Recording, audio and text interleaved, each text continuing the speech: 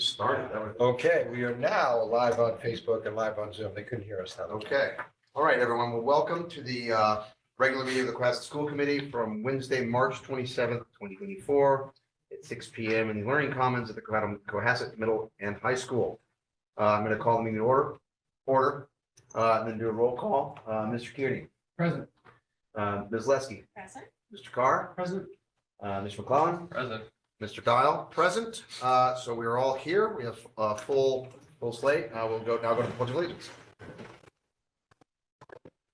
Pledge allegiance to the flag of the United States of America and to the republic for which it stands, one nation, under God, indivisible, with liberty and justice for all.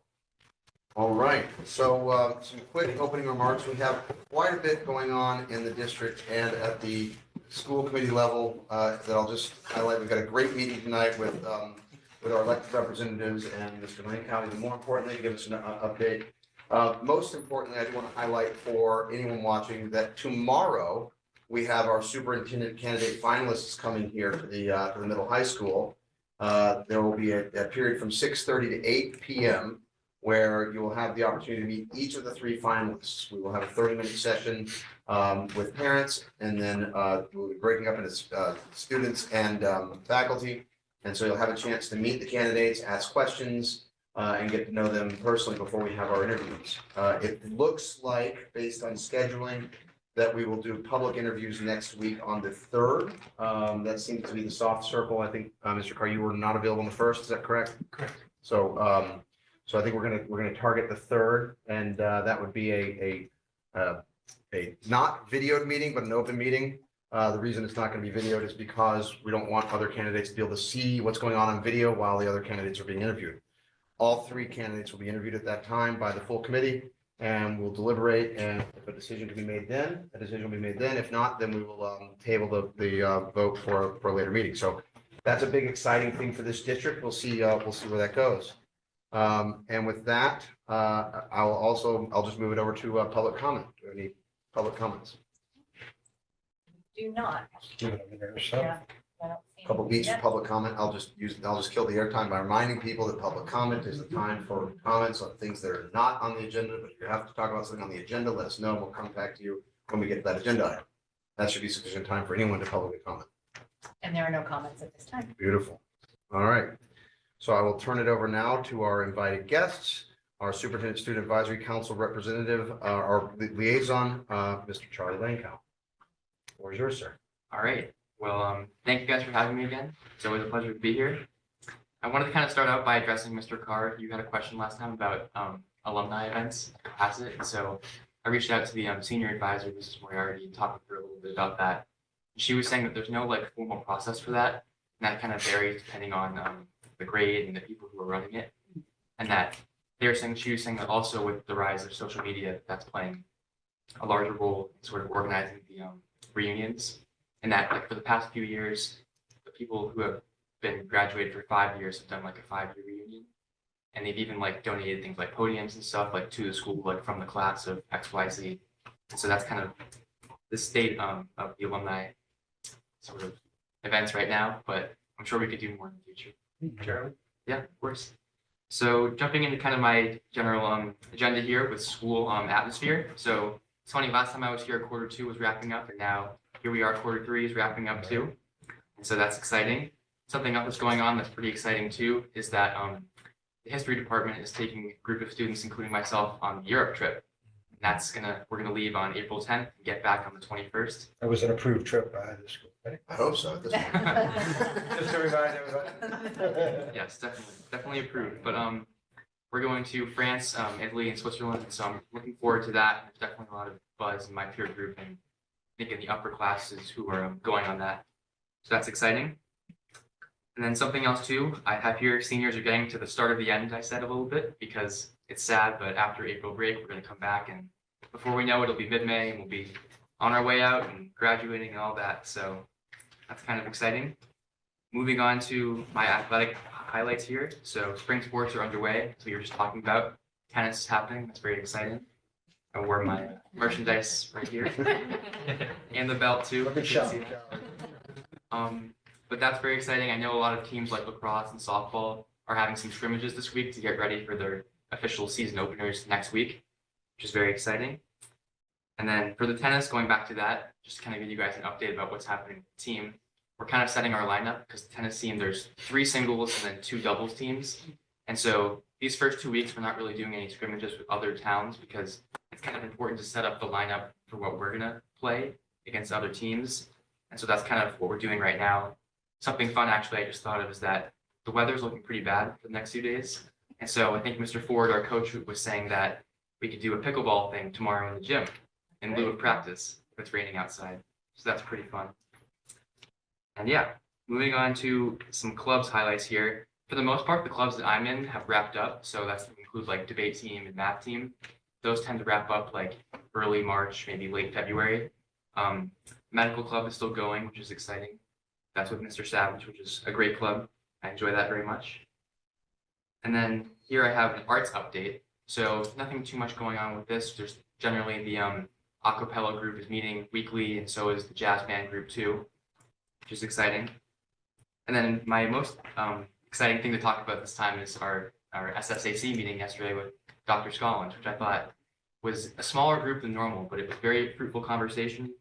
And we discussed a lot of things like the whole superintendent search and everything going on with that, kind of getting the opinions of everyone there. What questions we had for the candidates, that was a big thing too. We had some really great questions, like students were asking what they wanted the superintendent to kind of prioritize as they came in. Like maybe one superintendent's kind of focusing on the mental health piece, maybe another on like the learning and teaching, learning like connectivity between certain classes. So that was pretty exciting.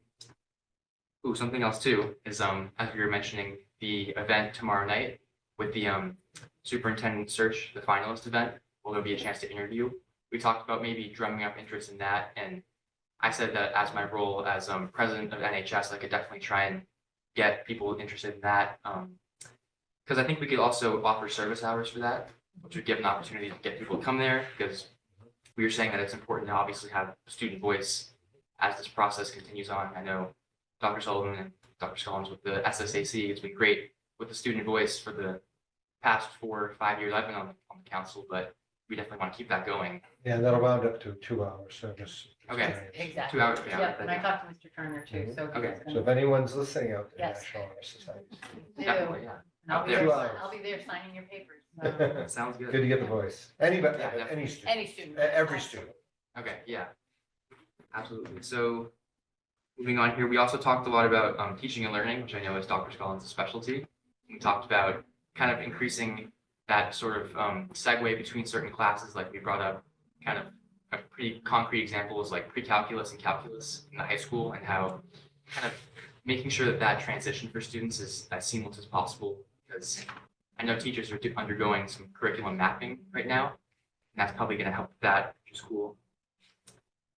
And then something else too is that my time on the SSAC is coming to a close. We'll probably have 1 or 2 more meetings, which is sad and unfortunate because I've really enjoyed my time since 8th grade, and look, we've done so many important things, and we presented to the school committee of some of our findings from a survey like 2 years ago, I think, and that was awesome. I think definitely after I'm gone, we should try and do that again. Maybe have a new survey go out to all the grades and see if we Yeah, can vote due for it. Yeah. gather more interest. Yeah, because I think that would be a good idea. Also, speaking of kind of last, I think this is my last time presenting in front of you all. So it's been very nice to be in front of you all for the past few years. So thank you for having me. And then a couple last things here before I wrap up. Some more updates for NHS. So we are planning the end of year gala, which is going to be a new thing this year, which I'm excited to say you are all invited. And there will be more information coming about that. But this is going to be sort of a wrap up for the year, and we'll have a chance for members to kind of present some of their projects because they're doing such great work in the community. We wanted to kind of have an opportunity for you guys to see that, and for underclassmen too to see that, so they can kind of see what's coming in their future. So you'll definitely hear more about that, but hopefully you can all come. And then we have some deadlines coming up. April 5th, it's kind of a deadline for service. So like this opportunity tomorrow night is a great opportunity for people to get some last minute hours if they're running a little bit behind. And then one last thing that maybe we could even talk about in a little bit after I wrap up is we are trying to encourage more participation in the homework center. That's a big thing. A few years ago, we had, before COVID actually, at the Paul Pratt Library, there was tutoring provided by NHS students. That kind of went away during COVID, and so we brought it back now here in the Learning Commons space, which is great. But there hasn't been too much interest from middle schoolers and from underclassmen, so I'm trying to sort of work with the other NHS officers and Mr. Turner to sort of drum up interest in that, because I think it's definitely a great resource for It students. is. And then one last thing I wanted to talk about before I'd opened up any questions or comments was today the senior class had a field trip to the Auschwitz Museum in Boston. And I just wanted to like report back if anyone was watching online, but I think that was a really great field trip and experience. And I was going into it, I didn't really know what to expect. And I know it's 100 kids in the grade, so maybe it was a lot of emotion. I wasn't sure what to think about that, but everyone was like beyond respectful. And I think people were like reading everything on the walls, and it was really an eye-opening experience for everyone. So that was definitely a positive. And I don't know if the exhibit will be here like next year, but if it was, I would say definitely we should try and run that again because that was a great experience. So that's all I had. Any questions or comments? Great, thank you, Mr. Lynn. I'll start with committee members. Mr. Kearney, questions, comments? We're gonna miss you, that's for sure. What a great update. I mean, you guys got a lot going on. Get that trip going in Europe. I'm totally excited about that. I'm a little nervous to be honest. 12 days. You guys leaving, I mean, it's pretty far away, France. It's far. So be Far better. careful there, please, Good please. structure. We will. Yeah, it's a good structure. So also too is the MCAS wrapped up, right? Yes, yeah, that too. School sports are starting, so that's cool. And how's it, is the tennis courts improved since, or is it still Yeah, in progress? Because we did do an override. yeah, the courts are definitely not in the best shape they've ever been in. Okay, Actually, I was through my NHS project, I'm working with the rec department, and so I found out that they're doing new courts this summer. So I think right after the season ends, they're gonna break ground with that. great. So yeah, we're getting new ones soon. So maybe you can do the alumni game or something, come back. That would be great. It's bittersweet because it's like I won't be able to play on them, but I'll come back for sure. Well, thank you for it. Thank you, Mr. Kearney. Ms. Luskin? Congratulations and thank you. You've always given us very thorough and thoughtful reports, which really sort of highlight for those of us who don't get to be seniors and students here at school, what's actually going on. So thank you for that. Homework center, we're gonna get in trouble with this, just came up at our house. Really? And so I'm wondering if two things. One, if NHS did something to sort of communicate with middle school parents That's about a good that opportunity. So sort of an adult-centered communication Yeah. to sort of, so sometimes kids that age aren't quite ready to do things on their own. And the other, letting the students know, the middle school students know, that it's kind of like a pop in, pop out kind of thing. Because there was some sort of conversation at our house at least about, well, I don't want anyone else to know that I'm going, so I don't want to go right at dismissal, but maybe wanted to show up, 10 minutes after dismissal. So if it is indeed sort of a pop in, Yeah. pop out, that could be kind of like making sure the students know that. Or if it works with other activities or they need to leave because they have a practice, a little more communication on that front, because I think would be an amazing thing to really get going, because that peer-to-peer teaching can be so impactful and way better than having your mom struggle through your math. Thank you for those ideas. Yeah, Thank those are you. great. Thank you, Ms. Luskin. Mr. Carr? Charlie, thanks. You've been slugging it out with us here for a long time, so congratulations on your parole from this exercise over. I think you will find your way to other public service oriented things, so congratulations on what you're doing. And just as a reminder, like Charlie's trip to Europe, the service team will be going to Panama at the same time, so that's exciting. That's our partnership with the Boston-based nonprofit School of the World has gone very, very well, and those kids are off at the same time. So we've always got lots of things going on around here, so we're excited for you, Charlie. Congratulations on everything. Thank you. Thank you, Mr. Carr. Mr. Collins? Thank you, Mr. Chair. So Charlie, what are you most excited about for the Europe trip? I think, there's kind of like the set itinerary they have, but there was something that popped up kind of last minute. we're leaving almost in like 2 weeks, I think. That was like a nighttime river cruise on the Seine. Okay. That sounded very exciting. This is gonna be exciting. Yeah. Education. Boring. Yeah, it's gonna be great. Now, these guys have to listen to it all the time, but I benefited from the same sort of trips in high school to Europe, and so I guess my advice to you would be just to savor that experience as much as possible when you're there. Yeah. Like, you know, physically touch or like just bringing the smells, anything that can give you those like really robust memories of the places you never went know when you're gonna be back. But I remember so much from that, and just take it all in as much as you possibly can, because those places are so interesting and extremely old, and there's so much history in them. And I know someone like you would appreciate that. I think that you just mentioned you were on the SSAC since 8th grade, which means you're probably the longest standing member of Dr. Sullivan's I was SSAC. gonna say it for the end, but I could not be more proud of a student named Charlie. Charlie, you want to share where you're going next year? And Sure. Dartmouth College. Yeah, you're gonna love you up there at Hanover. congratulations. Yeah. They're gonna be honored to have him there, so. Of Yes, I would say he is the one. It's just crazy to hear that, because I remember, I mean, that's when you became superintendent. It's just, it's Yeah. it's Yeah, 5 really, years, really- so Yeah. now really he's saw him graduating, so grow you'd be the up. first one Yeah. to matriculate out of that. And look at all that you've done and all He's the a other shining example of Cohasset. brought to us for sure, yeah. So wish you the best in college. I'm sure you're gonna love it. And hopefully we'll see you, maybe at that gala you were talking about or something like Yeah, that. We'll see you before you're officially out of here, and we'll all see you at graduation. But we're so proud of you and happy for you, and best of luck. I'm sure you're gonna have nothing but great success at college. I wouldn't be surprised if we see you on the floor of the United States Senate or something. So best of luck to you. It was a pleasure getting to know you. Remember Cohasset? Yeah.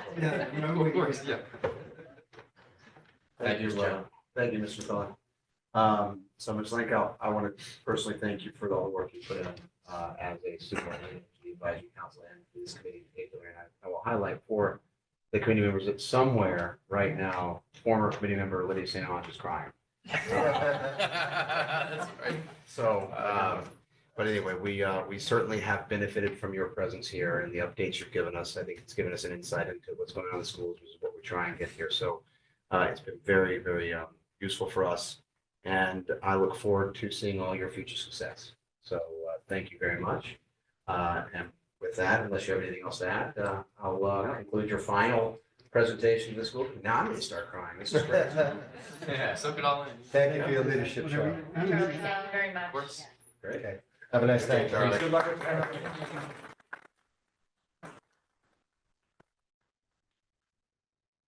Charlie, just move your plaque. Not ceremonious, but just, there's a plaque. We don't need the plaque anymore. Okay. Souvenir. Take it with you. Thanks, Charlie. Thank you guys. Display it at your wedding.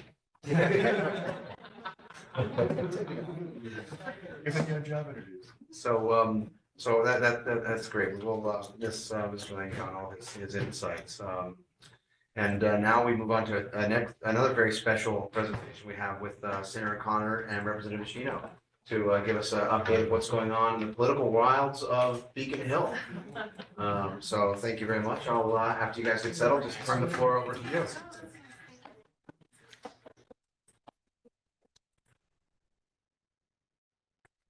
Good to see you all. Thanks for coming. You're welcome. Thanks. Thank you for being here. Happy to do it. Good afternoon, everybody. Thanks for having us.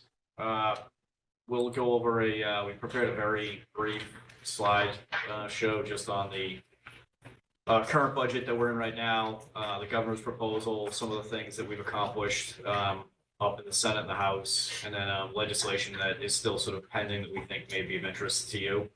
And then we're open to questions or even just a conversation about where we're at as far as the education space goes.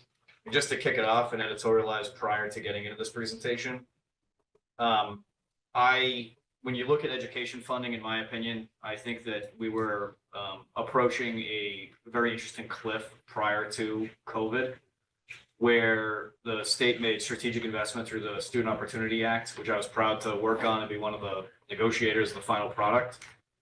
But that impacted primarily about 21 to 24 school districts in the state. And They were the most economically challenged school districts, and I support that investment that we made. We're 4 fiscal years into what we believe is a 6-year plan to fully fund our commitment to the Student Opportunity Act, which would then free up significant revenue moving forward to make other generational type investments into our education system. But back to where I started with this, we were at that cliff and we saw that the school districts that had the least amount of resources were the first one that were going to fall off of that cliff. And so we made that investment through the Student Opportunity Act. COVID hits and federal dollars flow through ESSER and the significant other pockets of revenue that came from the feds.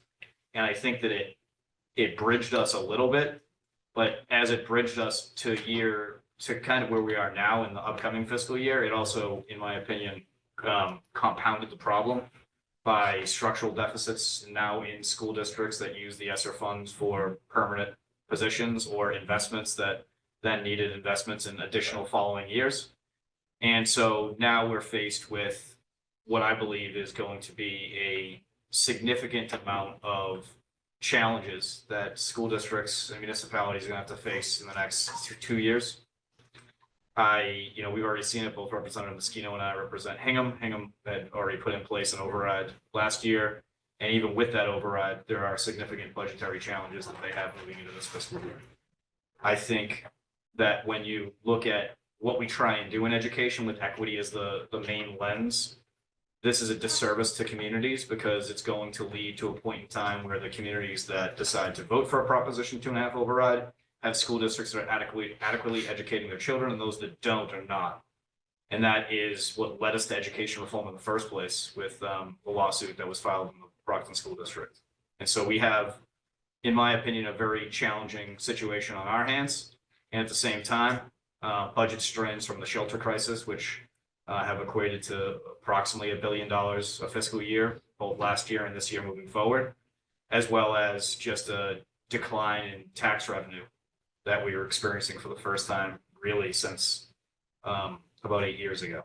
So we have our hands full when it comes to this. I just wanted to say that off the bat. I know we're going to go into numbers and do all that stuff, but I feel like it's important to talk about the realization that we have about what all of you are facing, what every community is facing.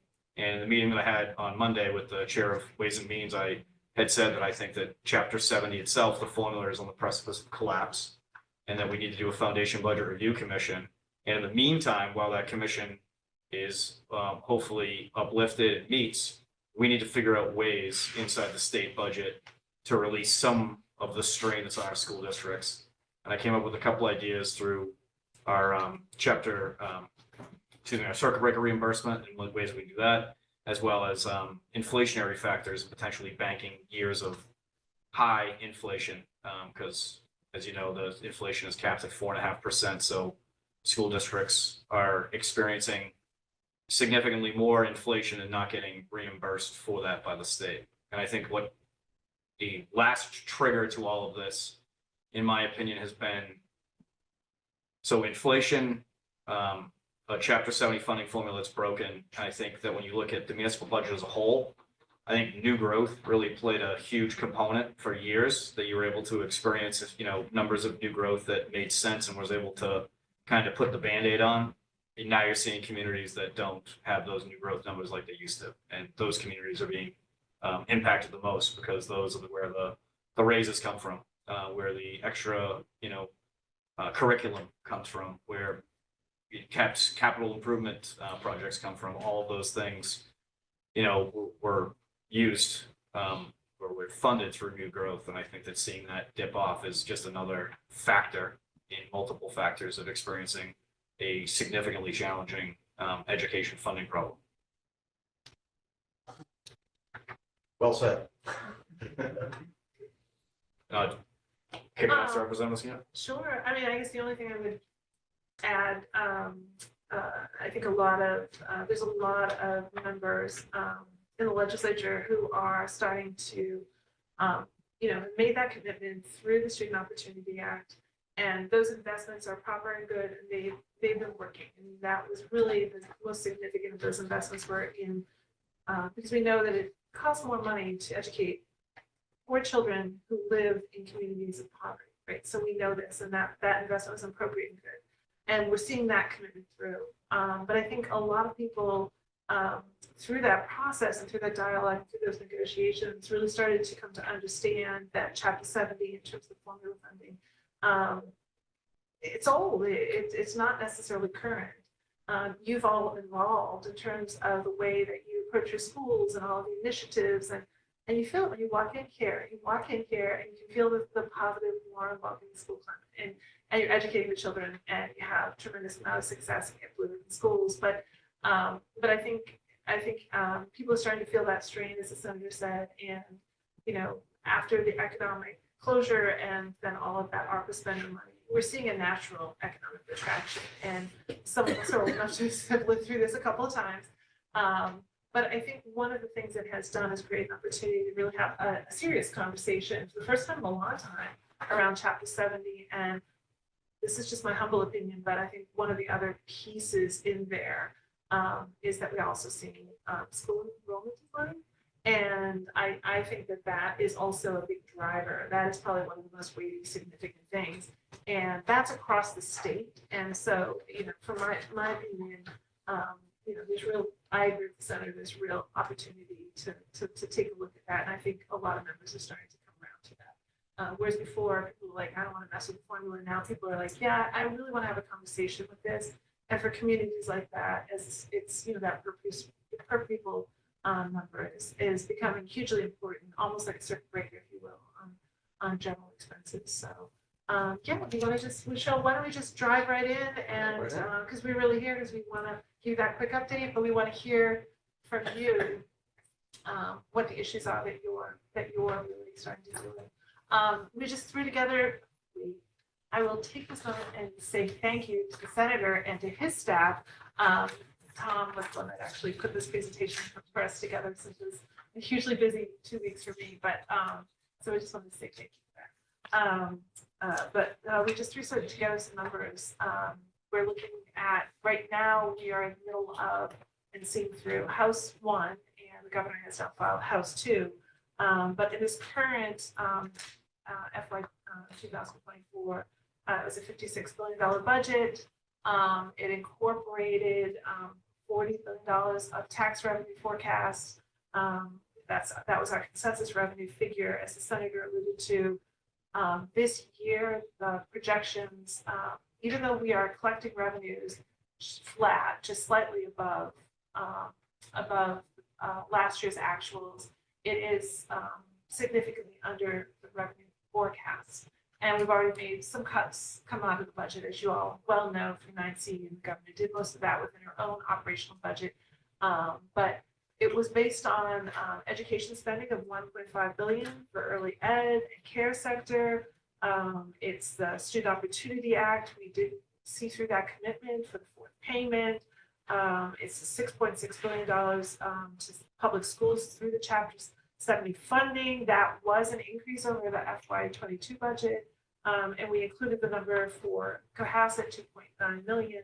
And you can see where we're putting the money, where the state is investing. It's in permanent universal school meals, hugely important for children, regional school transportation. And those are the things that we understand are challenges for you that you can't necessarily predict when you're doing your budget process. METCO, which Cohasset was one of the first, and is a tremendously successful program here. And then obviously one of the big ones that we're always mindful of is the special ed circuit breaker, which we did fund at 100%, which is 75% to you. But we haven't always done that, but we have in the past few years made that commitment. And then of course, also important for our district is the charter school reimbursement. So really trying to make that commitment to the districts through municipal aid to support you in the things that are really most challenging in your operational budget. This is just sort of putting a magnifying lens on Cohasset in general through the budget. The unrestricted general governmental aid is $615,000. That is an account that can be used for anything. The check is sent to the community, so they can choose what they want to do with that money. Chapter 70, which is obviously earmarked from the state to the communities for public education, was at 2.95. million. And then we had an estimate in here, just based on the amount of money that the state invests in the program, basically divided by the amount of students that are in the program and then multiplied by the amount of students in Cohasset. A savings of $156,000 for the free school meals. Special education, transportation reimbursements from the state were $144,000. And then circuit breaker reimbursements, which do run a year behind, were for the previous fiscal year of $1.03 million. So I wanted to add some of the other line items there, just because some of the times when we do this presentation, it's just the unrestricted governmental aid in the Chapter 70, but that really doesn't reflect the investment that the state's making in Cohasset through other pockets of money or different initiatives that we're really trying to, take some of that financial burden off. Clearly, we're not doing enough to do that, but there are things in there that I think allow for flexibility inside of budgets. Local causes, the Safe Harbor Youth Ambassadors came up to our offices to advocate during, I think it was Kick Butts Day Yes, or it one of was, those. And I thought they were doing a great job. We both did, and we wanted to secure some money in the state budget to try and make investments so they could go and do some things they may not have been able to. So we did $10,000 in the state budget for them. Raising Hearts, which in my opinion is a phenomenal organization run by a amazing Cohasset resident. And this, in my opinion, is going to be the future of what autism resource centers look like. We've already been able to get them $100,000 in the state budget. My hope is to continue to make that investment into them and also get DDS and others down to Hanover, where their actual physical location is, to check out what they're doing, because I couldn't be more impressed and proud to have something like that be created in the district that could be a model, not just for the state, but really for the nation. And we should pause and thank the senator. This is a space that, policy space that you work in. And a lot of the policy legislative that we don't necessarily include here is something that the senator does and leads it and has had some real success in. So I just want to say thank you for that, because people wouldn't necessarily know. No, I appreciate that. And then $500,000 for Free Period, which is based in Hingham. And this was a program that both Representative Mosquito and I noticed through a newspaper article of a woman who was trying to make a difference by raising money and collecting feminine hygiene products to bring to the Hingham Public Schools. Since then, she has expanded her mission greatly. And last year, we were able to secure $500,000 for Free Period, which is the largest investment for a period poverty organization in the history of the United States of America. So we're very proud of that earmark that we were able to get. We actually just got some runway yesterday from DPH on being able to use those dollars the way that they want to use them. So I think this is going to be a significant investment and really a huge step in ending period poverty in Massachusetts, but specifically for individuals in our public school systems who are struggling to get product and to be able to, live their life. And we should, since we heard Charlie's presentation, we should also mention that there's a tremendous amount of youth engagement in that particular project. And they regularly do packing parties and reaching out, school outreach and advocacy, both in their own school districts, but also in the State House itself and legislation.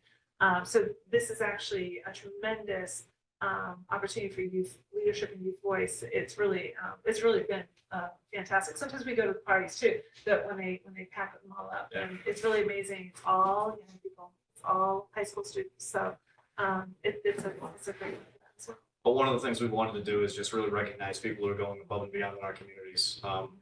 These are volunteer organizations predominantly, and to be able to connect state resources with them to grow their mission to help people on the South Shore and obviously people across the state is something that I find one of the most rewarding parts of the job. And then MSBA meeting, we met in the administration building on the 26th of January with MSBA. It was quite a lengthy meeting. I think it was a few hours. We had the Great tour. Yeah, the Mass School Building Authority in here and to talk about the needs of Cohasset as well as, sort of surrounding areas and investments they've already made almost to the entire region except Cohasset, which we've been lucky that the the huge demand hasn't been there like in some other communities, but now it's time to really take a look at the infrastructure needs that you have in place. And so we were happy to get the MSBA down here, and then they have until the 12th, which is the submittal period closure for the core program. And I think the biggest takeaway from me from that was the demand the MSBA has now and the amount of resources and money that it costs to build a school in the current environment that we're in with labor strains as well as inflation and still, issues of supply and demand challenges. So I know it's tough. And, our hope is that we are able to make some inroads and get Cohasset into one or another of the programs that they offer to get some work done. But I will add that come what may, that meeting I thought was incredibly successful, and the public should just know that superintendents, the principal, school committee members that were there really knocked it out of the park. They did an amazing job really documenting the need, balancing that with the fact that you've been making ongoing investments in the building to keep it where it needs to be, but that it really has reached that point. And I thought it was an excellent discussion. I thought really illuminated it with the tour, and couldn't have been more proud listening to you really make the case to the MSBA. So it's highly competitive, as the senator said, but come what may, you guys really did a great job in that meeting, putting forward the project. So I just want to congratulate you all on that. And then in the next slide, we just had, just so you could see a little bigger print, what the Cohasset budget numbers look like, both for your Chapter 70 and your UGPA. So, and those numbers continue to climb. I will say that at least during my period of service, the commitment of the legislature to holding steady on municipal aid. When I was a selectman, that was not the case. And every time we have our meetings with either House Ways and Means or Senate Ways and Means, we lead with holds fast on municipal aid because it's the thing we can do financially for you. So it has been a steady growth over time, and we will continue to advocate for that as we look ahead to the FY25. And that just shows you over time. Just shows you the growth figures. And then this is sort of a snapshot. The budget process has really just begun. The governor has filed her budget, and now that document is one of the three that will be the final products. The House is working on their budget, which will be debated in April. The Senate will debate our budget in May, and then at the end, there will be a conference committee where all three budgets are reviewed, and we hopefully can take the highest number in all the budgets and make the most significant investment that we can. I've been lucky enough to be the ranking member on Ways and Means and to be one of the conferees on putting together the final version of the budget. So we always try and look out for specific things that would positively impact the South Shore when we go through those. But as you can see, if you compare the fiscal year 24 page to the fiscal year 25 page, this is a very flat budget at this point in time. We are even behind on the revised numbers. So the governor made budget cuts mid-year and readjusted our numbers down as far as what we should anticipate bringing in tax revenue collection. Those, we still haven't been able to hit those numbers, but there was some positive news mid-month this month and then last month as well, where we're hopefully trying to see our numbers sort of even out. And April's the big month. April's tax collection month. We'll find out what happens then. And in my opinion, that's going to dictate a lot of what happens in the Senate budget and what happens moving forward and how we determine what we're going to do with the state. And the House and the Senate and the governor's office actually works very closely to determine a consensus revenue number. So they will decide what that number is. And sometimes you see a trend up, sometimes you see a trend down, but there's always consensus on that number. And the other thing is we have to have a balanced budget. So we will spend that number. So I think that's a hugely important point to make sure that everybody understands. So we'll see where it goes from there. We expect the House to drop the budget sometime around the 10th, April 10th. Usually what happens is they'll drop the budget. We'll take a scour through it, look for the things that are for us, and then you'll see members start to start to file amendments, and then the budget will be debated April 24, 25, 26, and possibly 27. This time it's Wednesday through Saturday as an accommodation to the Passover holiday. And then just one thing that's different from last year to moving forward to this year is we have given the opportunity for the governor to take interests that have been earned from the stabilization account and invest them into competing for federal dollars from the various different recovery acts and Science Act and CHIP Act and all of the different things the federal government passed with the infrastructure bill that is out there in the hopes of getting business infrastructure investment into Massachusetts. And the stabilization fund, I believe, is Representative Miskina said, stands at $9 billion.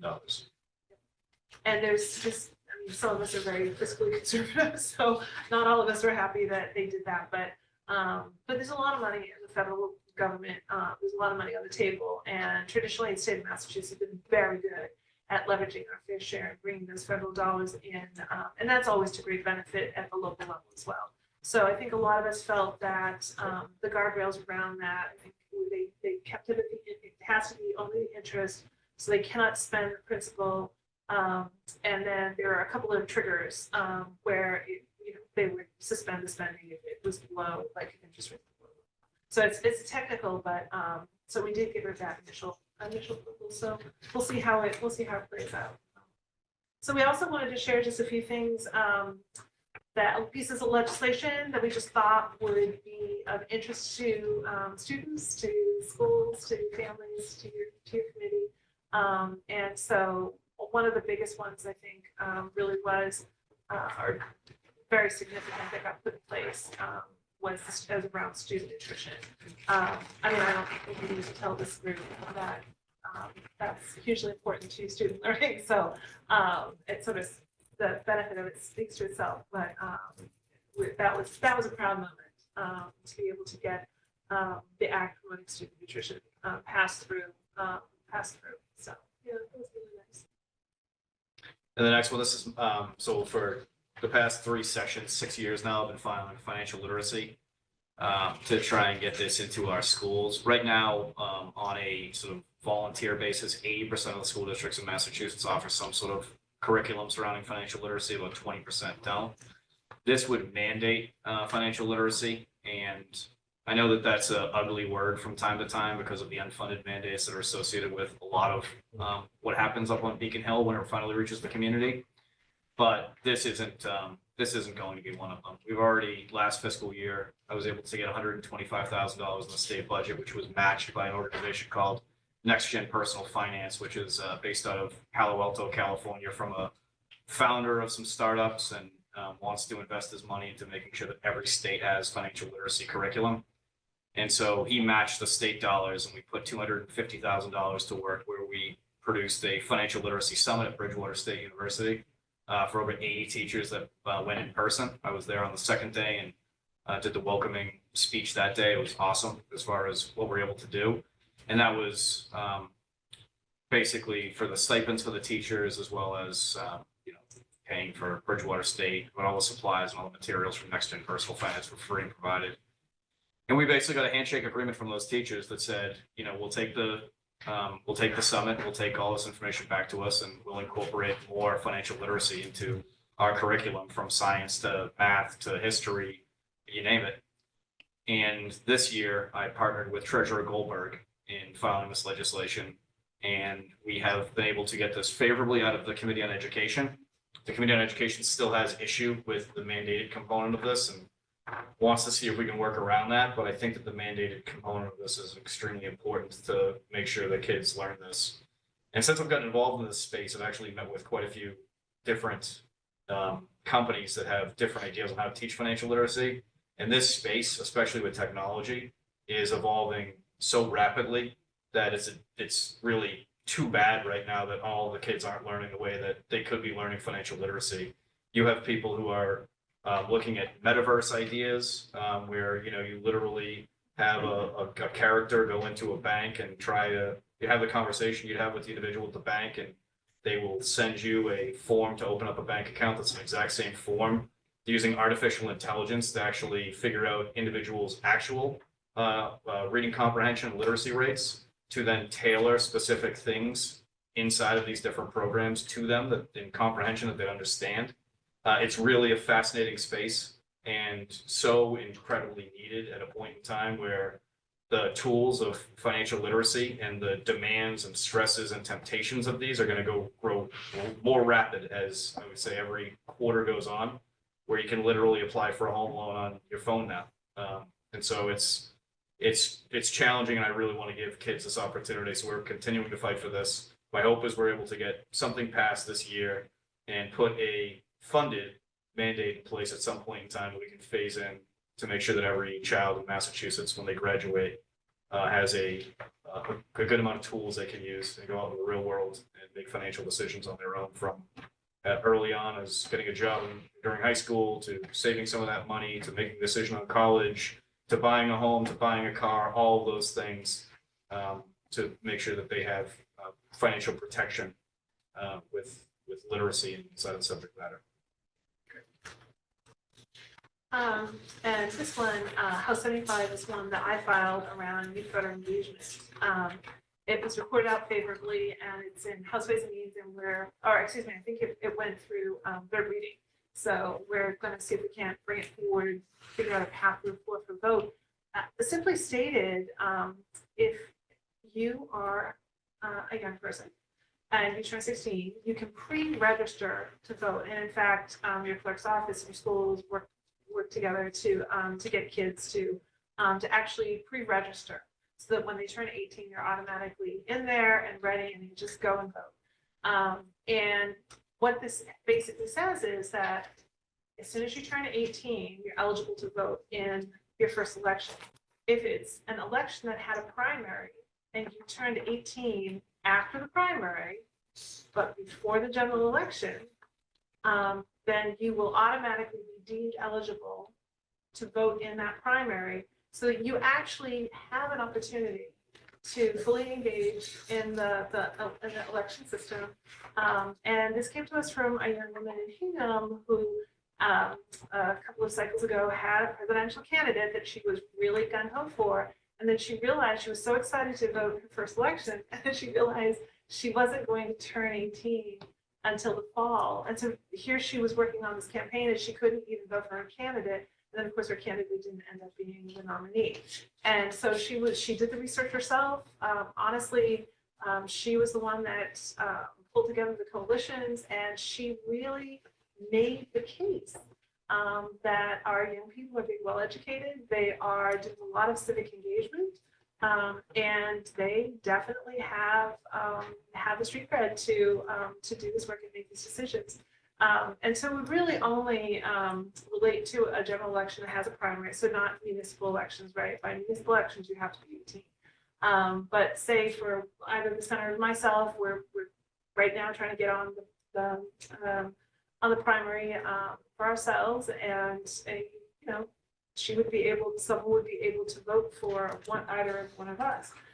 So it's really about youth voter engagement, and the theory of change is that if you have a full positive first experience with voting, that you will become a lifelong engaged voter and engaged citizen. So it's really what we need to be doing is just engaging all the young people. And certainly Charlie is a great example of a Cohasset kid who's just, nose to the grindstone, smart, well-educated, engaged, and that's what we're really trying to do is uplift kids like that. So we thought that was a nice one, given the level of civic engagement, civics that you learn here, and the way that you uplift your students. So we just thought that was a nice one to throw on, even though not straight up on education.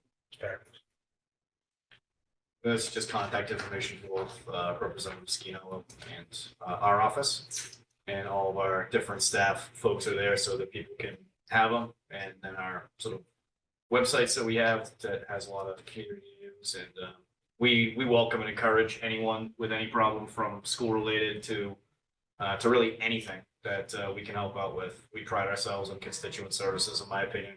It's one of the most important functions that government can do is help people in their time of need. And we work together on constituents cases often, and So, reach out to me, reach out to Pat.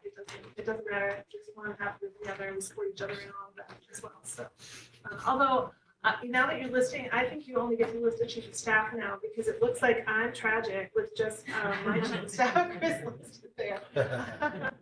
It's nice to see you're fully staffed now. It's been a while. It's been a while. Yeah. Terrific staff. We have wonderful staff. Okay, well, thank you. Yes, thank you.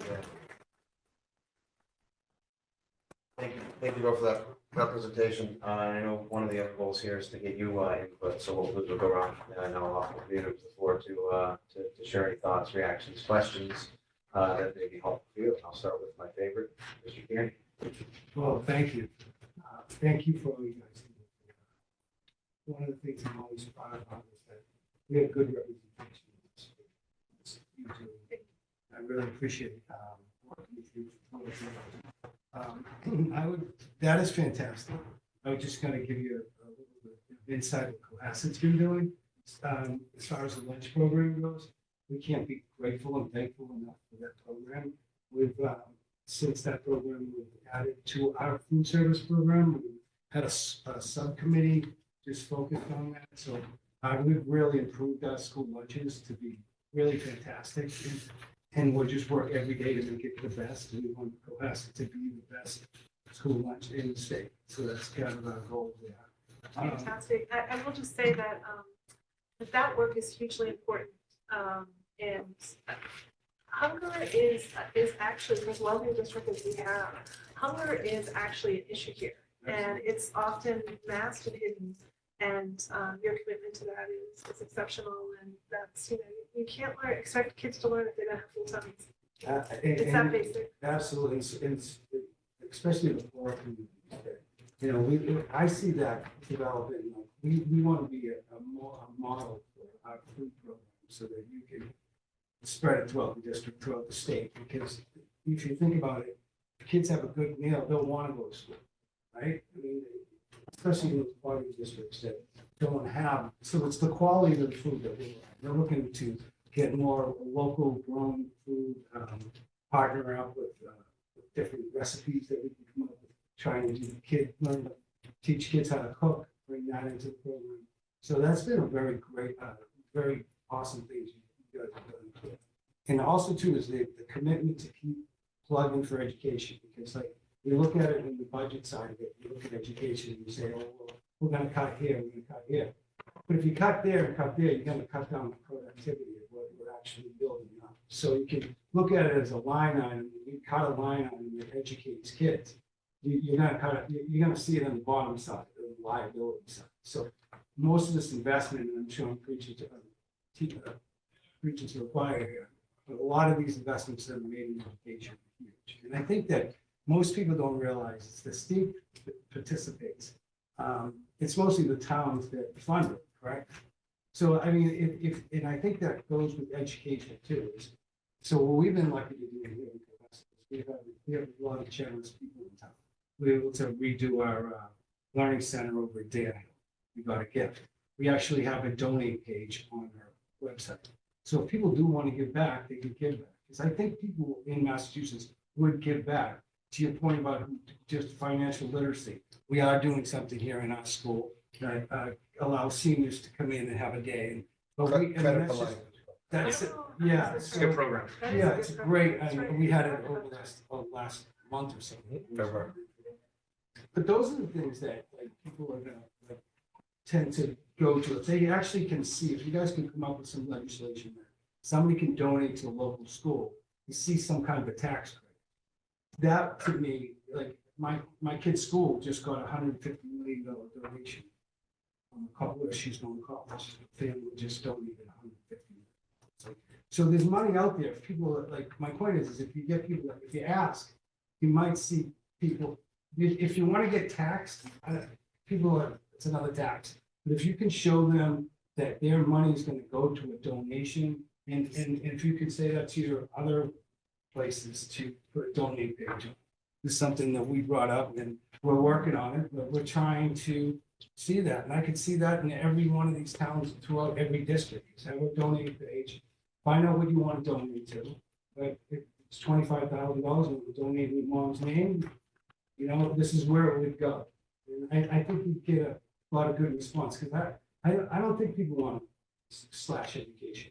This scares me that you're gonna do that, two years slash education, because that's just something that we gotta fight for every step of the way. And just like I said, you're gonna see it in liability, you know, and honestly, if we keep educating, we're gonna take away from jails and programs that cost us all money, because those are the things that we're gonna get. And that brings me to just one more point. One of the things I was disappointed in was the sports betting, as you know. I don't think anybody in this district likes it. And we also have kids that are already addicted to gambling here in the school. So I heard that the budget that the government laid out slashes the education part of it 50%. I gotta say, I'm very disappointed. So you could relay that to the governor. She should keep that promise that she made when that's what happens. Let the gambling in, and those people are smart. Slice, you know, you see enough commercials. I Which hadn't is- heard that, but we can chase that down. Yeah, it's been, it was on the news, so it's not something I just made up. Although I did make up some stuff. The sports gambling space is interesting too. Like, the feds are looking to get heavily involved in that. Yeah. To really start to go into what every state did and kind of put laws on top of what the states did, Yeah. specifically to advertising. Yeah, it's disappointing to see Tom Brady doesn't get enough money, he's got to tell my kid to gamble. It's pathetic. Yeah, in-game advertising, like who can actually be the. Yeah, it was the advertising part, like, you know, we have, you know, marijuana's legal, but you're not advertising. You know, the same thing with gambling, you should just never advertise.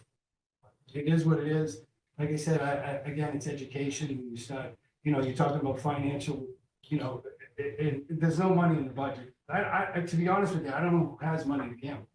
You know, I don't know who has the extra money to gamble, because I certainly don't. So I don't know where it's coming from, you know, these revenues that are coming into the state and where those revenues goes. The other thing is, if I'm correct, 1 penny from some fund goes into the school building association. Sales Yes. tax. Yeah, Sales tax, but it's only a penny. Yeah, Can we get that up to 2 pennies? That could be a couple pennies. I mean, it's You know what I a mean? significant amount of money. Yeah, I mean, Um, we increased. it Yeah, but I to, mean, what, it's just, 850 if people knew it was gonna go to this, you know, like, I don't like states that tie it to a casino, right? Oh, I'm getting back. This way, you tie it to the sales tax, and I think people would really recognize if it goes to education. Again, people wanna know where their tax dollars go, and you guys are fighting for it, I see it, especially with you, I know you're on the education chair. This wasn't it, it was an annual $500 million bond, but now, isn't it?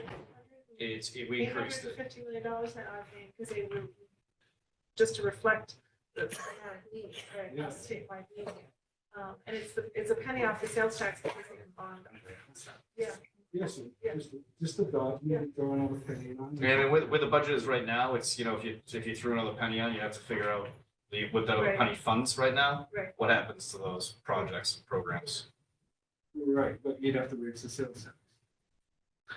Oh, yeah, no, I don't think an appetite to raise taxes. Well, again, if people knew where it was going, we're gonna add another penny and I'm gonna get a new school. I think, man, if you took the dollar for Yeah. dollar, that rather Right. than the penny that we're taking, we take 2 pennies, but right.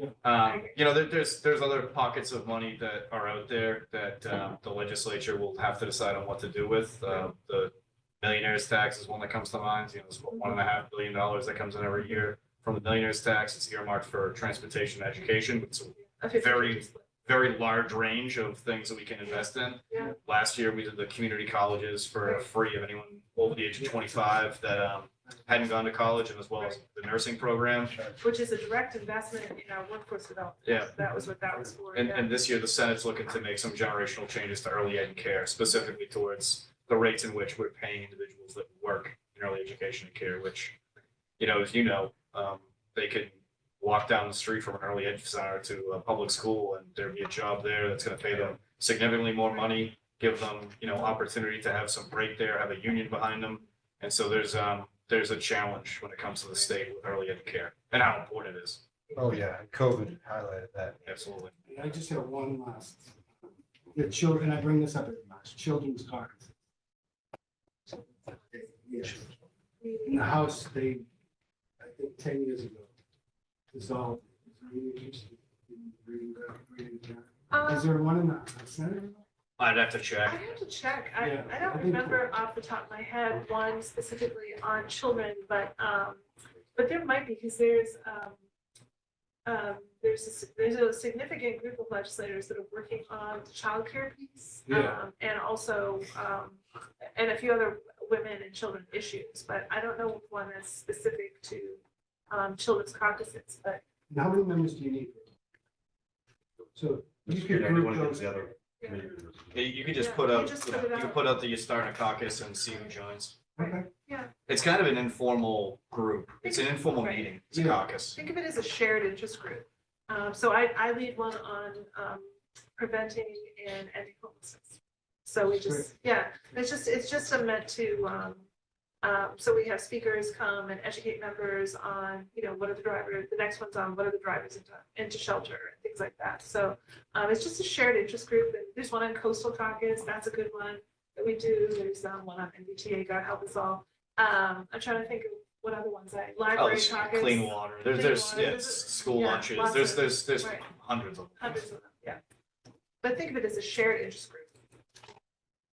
Thank you very much, Mr. Kieran. Ms. Leskey, any comments, questions for you? Well, I'll just use my public hand. Thank you for being here. Thank you Thanks. for all the work that you do for all of us in the state and Commonwealth. And for our community in particular, I'm particularly excited about this idea of community activism and building those opportunities through things like supporting Brits and Hearts and to get people engaged in our communities for the better of all. So, Absolutely.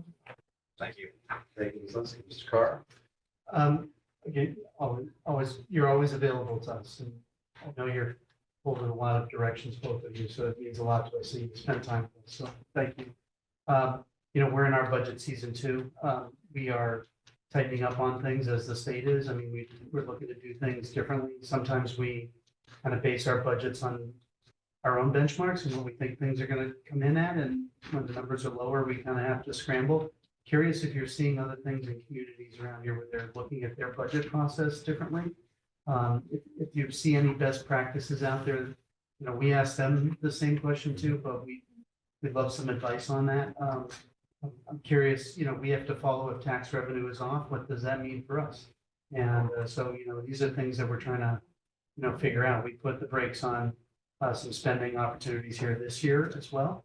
And we're constantly looking at how to do that better, but also provide the best education. So, we are very glad that you come and tell us what's coming down the road and things like that. So if there's any sort of best practices that you're seeing or you're looking at statewide, we'd be very open to understanding what that might look like. But, we're just, I guess your commitment to continue to fund education is just great. And a lot of people don't.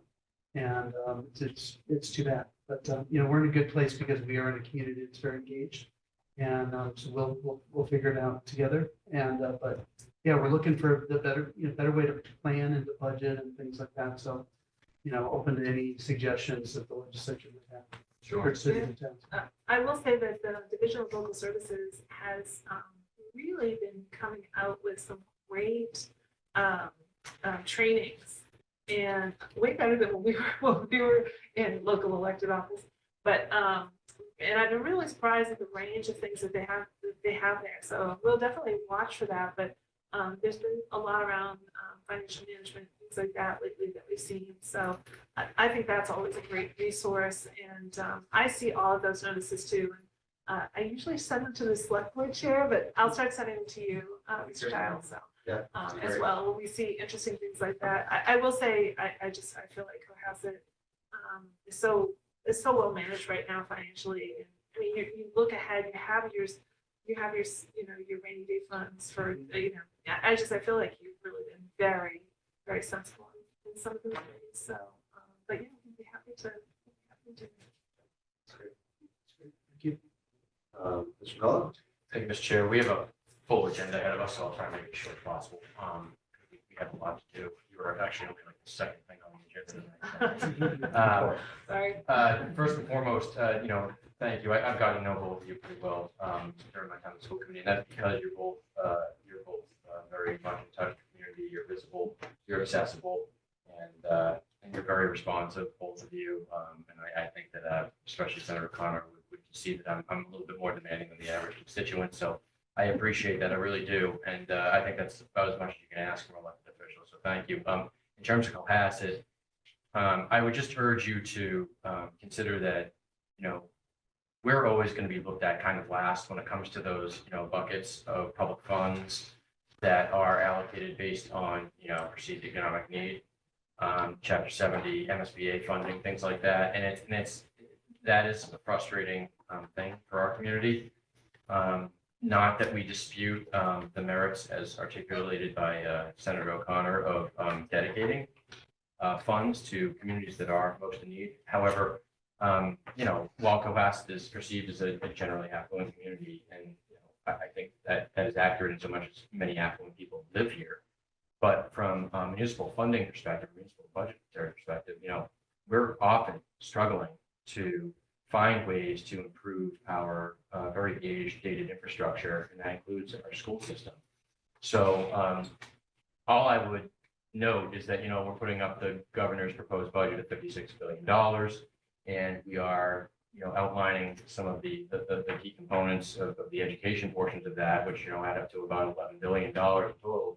We look at that, that's about 20% of the proposed budget, right? Now, it's kind of an apples to oranges comparison, but if you look at like Cohasset municipality, we dedicate about, a little over 60% of our budget to education. So I think it's time that Massachusetts started making a stronger statement in terms of how important education is. There are fewer things that are more important than education. Certainly public health and public safety are a couple of them, but there aren't many things that are more important than education, because that's an investment in the next generation of the human race.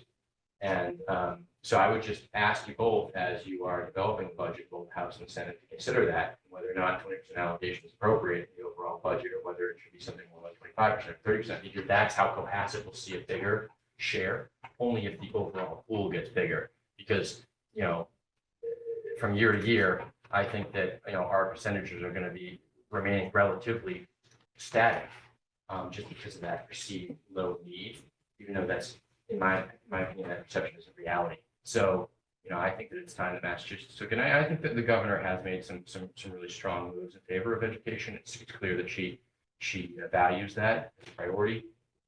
But as legislators in our two houses, I would just ask you to consider that as you're proposing and developing the budgets to look at in the coming months. And I thank you for your service. Yeah, no, and I definitely will be. The last 2 years, I filed an amendment to literally start back up the Foundation Budget Review Commission ahead of time, prior to the expiration of the Student Opportunity Act or the full funding of the Student Opportunity Act. I think we need to meet now to prepare what we're going to do in 2 years when the Student Opportunity Act is fully funded. And in the meantime, try and find inside of these pockets. I can tell you one of the things that we're working on, and we've included DESE in our conversations too, is trying to see if the state can reimburse more than 75% of circuit breaker. And those are ways, rather than increasing the pool in minimum aid school districts, which Cohasset's one of them, you may not realize those dollars. Those dollars might go towards some other one of those buckets that's in SOA or in somewhere else. So I am trying to look for things that are universal, that it touches every school district in a equal payout structure way, and then try and put money into those to get us to a point in time that every school district realizes some sort of investment. And really, it's to try and take the strain off at this point in time, because the strain is everywhere when it comes to the difficulty in putting these budgets together. It's just inflation went through the roof. The state wasn't funding it at the way that it should have. I mean, 4.5% you get funded, it goes up 9. 4.5% you got funded 2 years ago, it went up 7. I mean, there's a significant delta there that you need to address. And then at the same point in time, you have these federal dollars disappearing. I mean, it literally is a perfect storm of circumstances that have led us to get to, I would say, hundreds of school districts in Massachusetts feeling the same challenges that you have. And then went down, so we're getting on both ends too. Yeah. So Right. that was the problem. No, and then you have, and rightfully so, you have a lot of, collective bargaining costs that are a lot higher. And that's something that's great. Based on those 4.5 gap years. Correct. Yeah, no, it's a double-edged sword. Right. And my answer to that is we are actively working on trying to come up with a long-term solution to this. And in the short term, I think there are things we could tinker with in the budget, for lack of a better term, tinker with in the budget to provide some relief as we bridge ourselves from where we are now with a broken system that basically judges kids on $30 or $60 or $100 per kid. And that's the investment, which is illogical. In a day and age that we have this much technology and the advances that we've had, to base it that way is just the easy way out. They really need to review every school district individually, find out what the needs are comprehensively, and then move forward with a system that continuously does that every so often, rather than putting in place an arbitrary algorithmic, solution to something that's individualized. That would be better. Yeah. But don't think we won't still advocate for minimum aid to be increased in the meantime, because that's real money and it will help. But, when you think, even if we get it up to 100 per student, what's your net school spending number, right? $13,000. Like, it's, but don't think we won't get in there and absolutely advocate for that. Yeah, we're gonna To fight get for it every higher. buck, For every buck penny. possible. Yeah, we'll go for every penny we can. Thank you. So I just have a couple of things. One on the legislative side, financial literacy, yay, love that. That's a big thing. The other one, I'm going to surprise Dr. Scollins. There was a piece of legislation last year that we were very worried about. Is that? The would you bill, mind- it's, actually, we talked about it when we came to visit you, that it's on the floor, it was on the floor for discussion around reading and that, and I'm drawing a blank because it bills. Yeah, I know what you're talking about. Yeah, so the bill, so they wanted to mandate. Oh, it was the literacy reading, stuff. the It was the literacy bill. Yeah. So the Yeah. governor's announced that she's gonna do a major literacy overhaul. We have not Right. seen what that's going to look like yet. I'm guessing it's still in development. Yes. And I would say that bill wouldn't go anywhere. And we can look up and Tom can get back to you exactly where that bill is. But Okay. the focus on literacy and how school districts determine what vendor they get and all these other things, Right, right. I think will be caked into whatever the governor comes up with. And my guess is she's gonna come up with something before the end of the year, because my guess is she wants to pass this before the end of the year. So she wants that bill back. No, Oh, we, okay. we have no glimpse into I sort of the working group behind Yeah. what they're gonna do literacy. She just wants to make a transformative investment into literacy and get our literacy rates obviously improved from where they are. Because the Globe came out with a series on literacy, I believe it was, that really criticized Massachusetts and how far we've fallen. And why, and then so I think that the governor's bill is gonna dig into all those different avenues and try and come up with a best practice. So on something like that, it is incredibly helpful. As soon as you start hearing either trends through the Superintendent's Association or the School Committees Association, to just send us information and ping us so that we're tracking it. Usually when the governor files something, I'll sort of write to it and take a look at it pretty closely. But there's over 6,000 bills got filed this year. So don't assume we read it, don't assume we even know about it. And it's incredibly helpful when we hear from you, even if it's a call or an email at the office, just send it in. And we really help us help you. And you're on the education committee, I'm not on the education committee. So like literally don't forget you have to, sometimes you have to walk us through, right? So that we really understand, because if someone says, we want to improve literacy in Massachusetts, well, who doesn't want to do that? But that doesn't mean that that's a good bill. It doesn't mean that's actually going to be helpful in the way that we need it to be helpful. And it's really great to work with school committees like yourself, superintendents who can really keep us informed. So please, We can engage directly on Yeah, that, because ping that us. was one that caused some concerns. It was Yeah. really about, I think Senator, you referenced some of the idea that the limited vendor list and the state approved vendor list and these certain curricula, which takes away from our ability to design a curriculum for our students. So that was the thing that we want to keep our eyes on, and we can follow up this meeting and make sure we've got that. and I will just say that Superintendent Sullivan does actually, we hear from I have 3 superintendents, you 3. But we do actually hear from the superintendents on things like this, like that. So it's incredibly helpful. Things like that. You're always very responsive.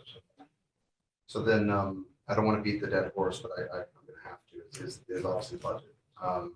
And just a couple of things from coming out of the presentation that I just want to underscore. there were a lot of districts that took ESSER funding, and federal funding, and kind of made some structural changes that they can't afford. We did not do that here. And I'm worried that that might be to our detriment. So if there's somehow aid that comes to districts who've made overextended spending, we're going to be put further behind. So I just want to make sure that we're not kind of hoisted by our own responsibility and we're viewed as a district that's, that can be invested in a fair way. The other thing, looking ahead, you mentioned a lot of these things. I'll just show you visually. This is our budget. All these line items here are strike-throughs. We're asking for nothing in addition to just continuing on as a going concern next year without having to reduce staff. That alone, as we'll talk about later in the committee, is about a 6.21% budget increase for our town. That's before we factor in next year's collective bargaining negotiations, which we understand that those are difficult negotiations. We've seen them in the press. When you factor in things like we received quotes from just repaving our streets in our school, that's $2 million to do both campuses. You start, and then you talk about replacing roofs, $6 million. You start to look at this. What we have here, the 6.21%, is probably the maximum Cohasset can afford to fund these schools at. And we're already hearing grumblings from portions of our community about wanting to rethink the allocation between the schools and the town. Mr. Cullen referenced that we've got an allocation of about 60, I think like 65% going to schools, 61. There are people whose kids are not in school who are saying, why are we doing that much? We need to rethink this whole thing. So people are at the breaking point of what they can afford to fund, especially in a community where we don't have a commercial district. We've got property tax and some excise tax. That's kind of our revenue source. So kind of looking ahead with all these headwinds, we get to a point where we may not be able to offer our kids the quality education that we need. Our class sizes would have to go up, our facilities would continue to age, and we're in a community where we compete with private schools. Our community members have the ability to have options. And what happens when they start draining out of the schools, then other sources of funding start to fall apart. You get a kind of a vicious cycle. And so then you start to lose the schools as a magnet of the community. And so I'm just very worried when I see things like, and this gets to one of Mr. McClellan's points. So our Chapter 70 funding went up 2.88%. The Chapter 70 funding in 2021 went up 600 million on 6.1, so about 9%. So we're not getting the share of the increase in funding that is going to the rest of the state. Now, Mr. McClellan and will agree that there are reasons for that, but our reasons of wanting to have a public school that represents, that is part of our community, is also something that's important. And I worry that, in the coming years, we don't know what that's going to look like because of the headlines. So anyway, I say that to underscore the need we have for your help to try to figure out ways to make sure that we don't lose the special thing that we have here because of all the headwinds. And then you mentioned MSBA. The budget of MSBA is $850 million. That's 4 buildings, really. I mean, the launcher, that each buildings are looking at $200 million each. So we can build 4 buildings, and I'm sure there's more than 4 districts that are applying for the MSBA support. I'm sure it's a Usually much about longer 20 list. 20 projects. So at $850 million a year, that's not, I mean, we'll always be at the bottom of that list. But no, that would figure in the state's contribution, so that would be the community contribution, so you figure like 30% of the actual construction Okay, cost.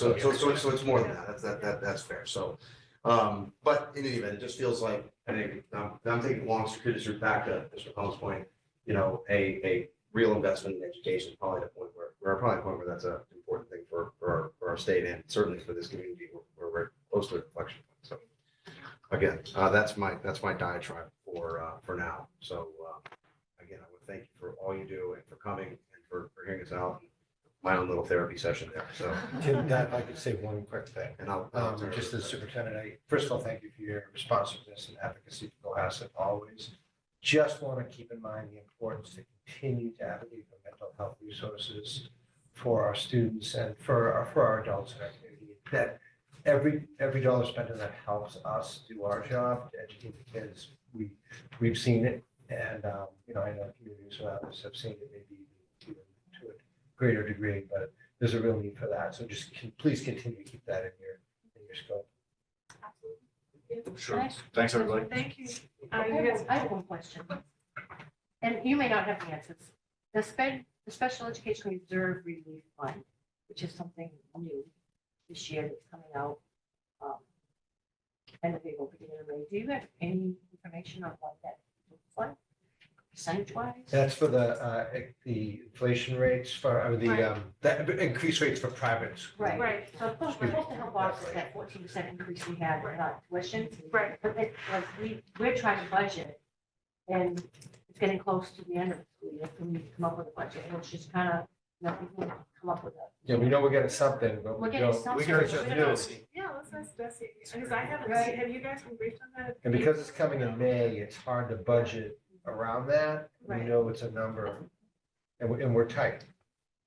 Like, we So know it's what just the special we know what education extra one every relief looks Yeah. like. But this is new, this one's new. And this is Oh, go to exclusively for because of the increase in Private tuition. private tuition. No, I remember that. It's like a 14% increase. So, Well, and I think it's a great example of things that we can do at the state level. I mean, you can't know what student will move into your district, and you owe that student, the same you owe every student, and Cohasset's wonderful, and we really, Yeah. you really embrace SPED and provide wonderful services, but you can't know that student's coming, and, and I think, I think that's the same thing with transportation, with the charter schools, and different things like that. That's that's the extraordinary really quote we Right. get. But Yeah. we were also kind of curious about that Reserve relief. Yeah, we'll reserve take a relief, look at it. because that's new Yeah. and it's just hard to budget around it. So that's it. Yeah, it's interesting. We all know who the students are with SPED needs and, diagnoses who don't change just because you move. And Right. I've always felt like that's a piece where they should just decide what the services are for that child. I mean, of course they will morph or change over time as the child grows and matures, but it just feels like that's the kind of thing where the state should take responsibility for that. I'll tell you that 14% is really hurting districts because it was not expected and it's with all the factors we explained, it's a tipping point. Yeah. It's one of Great. those- Oh, So- thank you for bringing that to us. Yeah. Thanks, everybody. Thank you very much. Appreciate it. Really appreciate it. Have a great night. You as well. Thank you. And so with that, we'll get to our regularly scheduled school committee meeting. So we're gonna turn over to agenda block D, school updates. Very short. Given the time, let's go through the material school news, This is. and you've been signed out. Sign it. No, it'll periodically I know. get disconnected. Sure. Seriously. Don't type in your password. I won't show password. Do you have a longer password than? This is, it is a lot, it is. Anyway, this is a 4-slide thing, very quick, but just, Charlie did mention these and in his wonderful update, but I just wanted to mention a few things that were happening in the district. They're exciting and they're involving arts. So we had our all-town concerts, here's some happy faces. We had our band concert last week. On Thursday and on. Thursday, and it was excellent. I gotta tell you, they sounded better than ever. Listening to them do that version of the song All Star was pretty inspiring. I was not surprised. It was nice to hear them all playing at once. And then I was not able to attend the chorus concert, but I know. I did. I'll It let you speak on was that. so extraordinary and it was so exciting to see and to hear all their voices and the fact that they get all of those students to sing the same song is just so amazing. Of course, with the band, they do the same, right? They have that, but I think it was the excitement just to see the students and how excited they are to perform, the teachers and all the work. And what's really one of the things I love about the music department is they all come in together. So They do. They're everybody really- Yeah, the whole arts department. the whole arts department is so supportive, and so they were all there to help with getting parents where they need to go, help students get on to into the bleachers, like whatever needed to be done, they were there. And so even if their students weren't performing that night, they were there to support, and then the next night was the rehearsal. So just really amazing. It was excellent. Yeah, really impressive. Speaking of amazing, this is always a highlight. That is not the real Mr. Dykes to the right. That is a cardboard cutout of him, but this was really fun. This is the Mr. Dykes dance parties that happened all week. And I did attend a couple of them. I believe Vice Chair McClellan's son was in there, but he's kind of cut off there. It's just so fantastic. And one of the best parts about this is the kids look back so fondly on it when they're seniors. It becomes one of the major memories of their elementary experience. So thank you, Mr. Dykus and Osgood community and families for being good sports. And the kids were outstanding. I don't know how they knew all these dances. And someone was saying Mr. Dykus must be like a blast at a wedding. It goes through all these dances, so very fun. And then finally, I just wanted to highlight a couple of events coming up. We have our second annual Mosaic event, which it was wonderful last year. It's a real demonstration of all of the many cultures we have in Cohasset. Some may not know how many cultures that we have and ethnicities. It's a wonderful expression of that. And you can see we have a mariachi band, we have Irish step, we have Latin and African drums, and plenty of food. And please come and join us for that. It is April 11th, 6 to 8, right here in the high school gymnasium. And then we have our recycled parts, which is always amazing what the students can do with recyclable materials in terms of art. And that is Thursday, April 4th at 6 p.m. So that's coming up next Thursday. And you may participate as a community member as well by using something that's recyclable and, well, recycling something into art. So let your imagination run wild. It's always impressive what people come up with. And there's some rules for entering this, and I'll have this on my newsletter and I'll also send it out separately. But if you're at home watching this, and you got something in front of you that looks like you can create art, this is your big moment. Go for it. Yep. So that's that. And that's all. I just wanted to share that. Just a few feel good things, and I won't go any further with school updates because I know we have a full agenda. Yes. So, okay, I'm going to move on to agenda block E, and our first section is a special education update. Before that, I think we have representatives from our CPAC here. Is that correct? You guys are welcome to come join. We had talked about having you come to part of our meeting, so appreciate you guys coming. We don't have a agenda block specifically for you, but this is our special education update, so we're excited to have you join us. So thank you for coming. I will just start just if there's any opening things you have or questions you have, or if you just want to jump right into the fray. Oh, thank So, you. I can share Great, the screen well, now. welcome. And Thank you very much thank you for coming. And so with that, I'll turn it over to our Director of Student Services, Ms. Barbara Swanka. Thanks, everyone. Thank you for having me here again. It's good to be here, and I do have some presentations for you. I'm just looking to find where. If you'd like me to share it, I can. Nope, I got it. Thank you, Okay. though.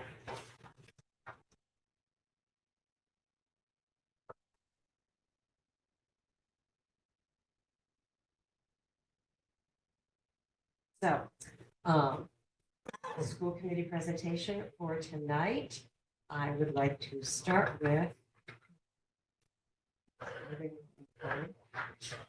To the arrow. There we go. Oops. There we go.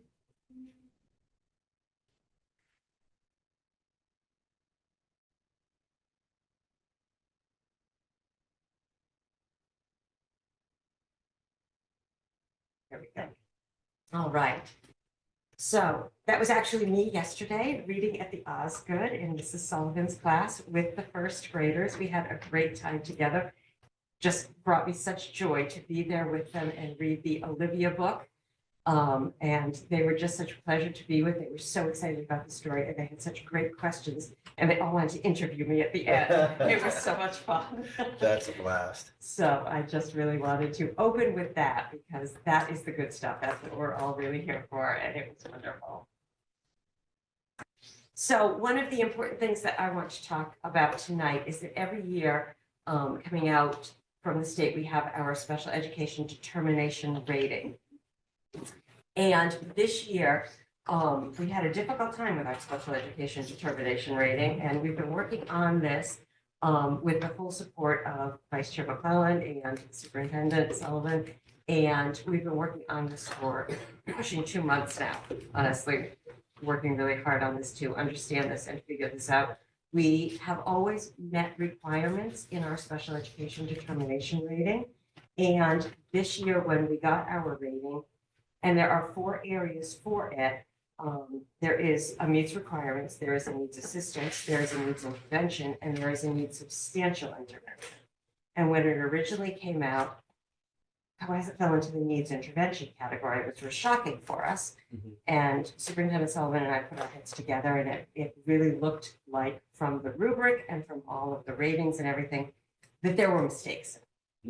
And we were very adamant with DESE, and we had a very hard push with them through, I can't even count how many emails that we jointly contributed in together to, in fact, get some answers to this and get some clarification around this. And in fact, there was an error in it, which was adjusted by DESE. And we moved from a needs intervention rating into a needs assistance rating. We still have questions about it, and we have continued to advocate for individual meetings and explanations around that, which are still forthcoming. So all of it I will not be able to answer, but some of it I will through some of everyone's joint efforts, which I so very much appreciated in this, and also some deep dives into some data. And the important thing is just to have a target. Like Yes. if for some reason we are at a level that's not meeting the Mhm. standards, we just want to know how we can fix this, and we want to make sure we go for it. And we were left not really understanding the way our scores reflected the rubric. And it was very confusing. And then we found out there was an error. They admitted to that right away, changed our distinction. Since we've dug in, we've actually found errors on our part Mhm. reporting. And there's a person who's not here with us anymore, just the way she coded things in dropout and annual graduation rate, which we're now discussing with, and that was just discovered within This the last week. couple of days Mhm. with someone who we are doing that job now. So stay tuned, but needless to say, I'll let you keep going on that, because the formula is really interesting for a small district like class. Exactly. So in terms of the areas of rating, what DESE looks at is they pull a lot of our numbers from, as Dr. Sullivan was saying, from some reporting standards that people do. The annual dropout rate and the cohort graduation rate still looked erroneous to me after, they had already changed our rating. And when they couldn't really kind of answer me in a timely manner in terms of reporting out here, I did a deep dive with some of our IT people who do some of those reporting standards for us. And we took a look at these past ratings, which were in 2021 and 2022. And it looks like some of the errors were in the coding of certain reports on certain students, and that the actual codes that were used put them in categories that may have made them look as if they may have contributed as students who had dropped out or who had not graduated, which was not the case whatsoever. So the good news to it is that our students with disabilities do not have a high dropout rate or a low graduation rate. But The bad news to it the is reporting showed, right. and that's a problem. That's something we can fix moving forward. At least we understand it a little bit. But we understand the actual reporting a little bit better. And as Superintendent Sullivan said, the person who's doing the reporting really has a extensive knowledge of schools now and will be able to, The new person. yes, look at that and report out those numbers and code them appropriately so that we know that we are getting full credit for everything. Interestingly, when you look at the FAQs in the special ed determination rating, because I went to the webinars on it and looked through the subsequent, PowerPoints and things like that. One of the first FAQ questions is, what if I think I reported incorrectly on the dropout or graduation rate in terms of my coding? So it seems to be an area of sensitivity for districts. Indicator 3D performance is a brand new category this year in the special education determination rating. This category, because it's new, is going to continue to be in flux and have some changes over the years as they continue to develop out this category. This year, what they looked at is they looked at the grade 8 students with disabilities in terms of their ELA and reading MCAS scores.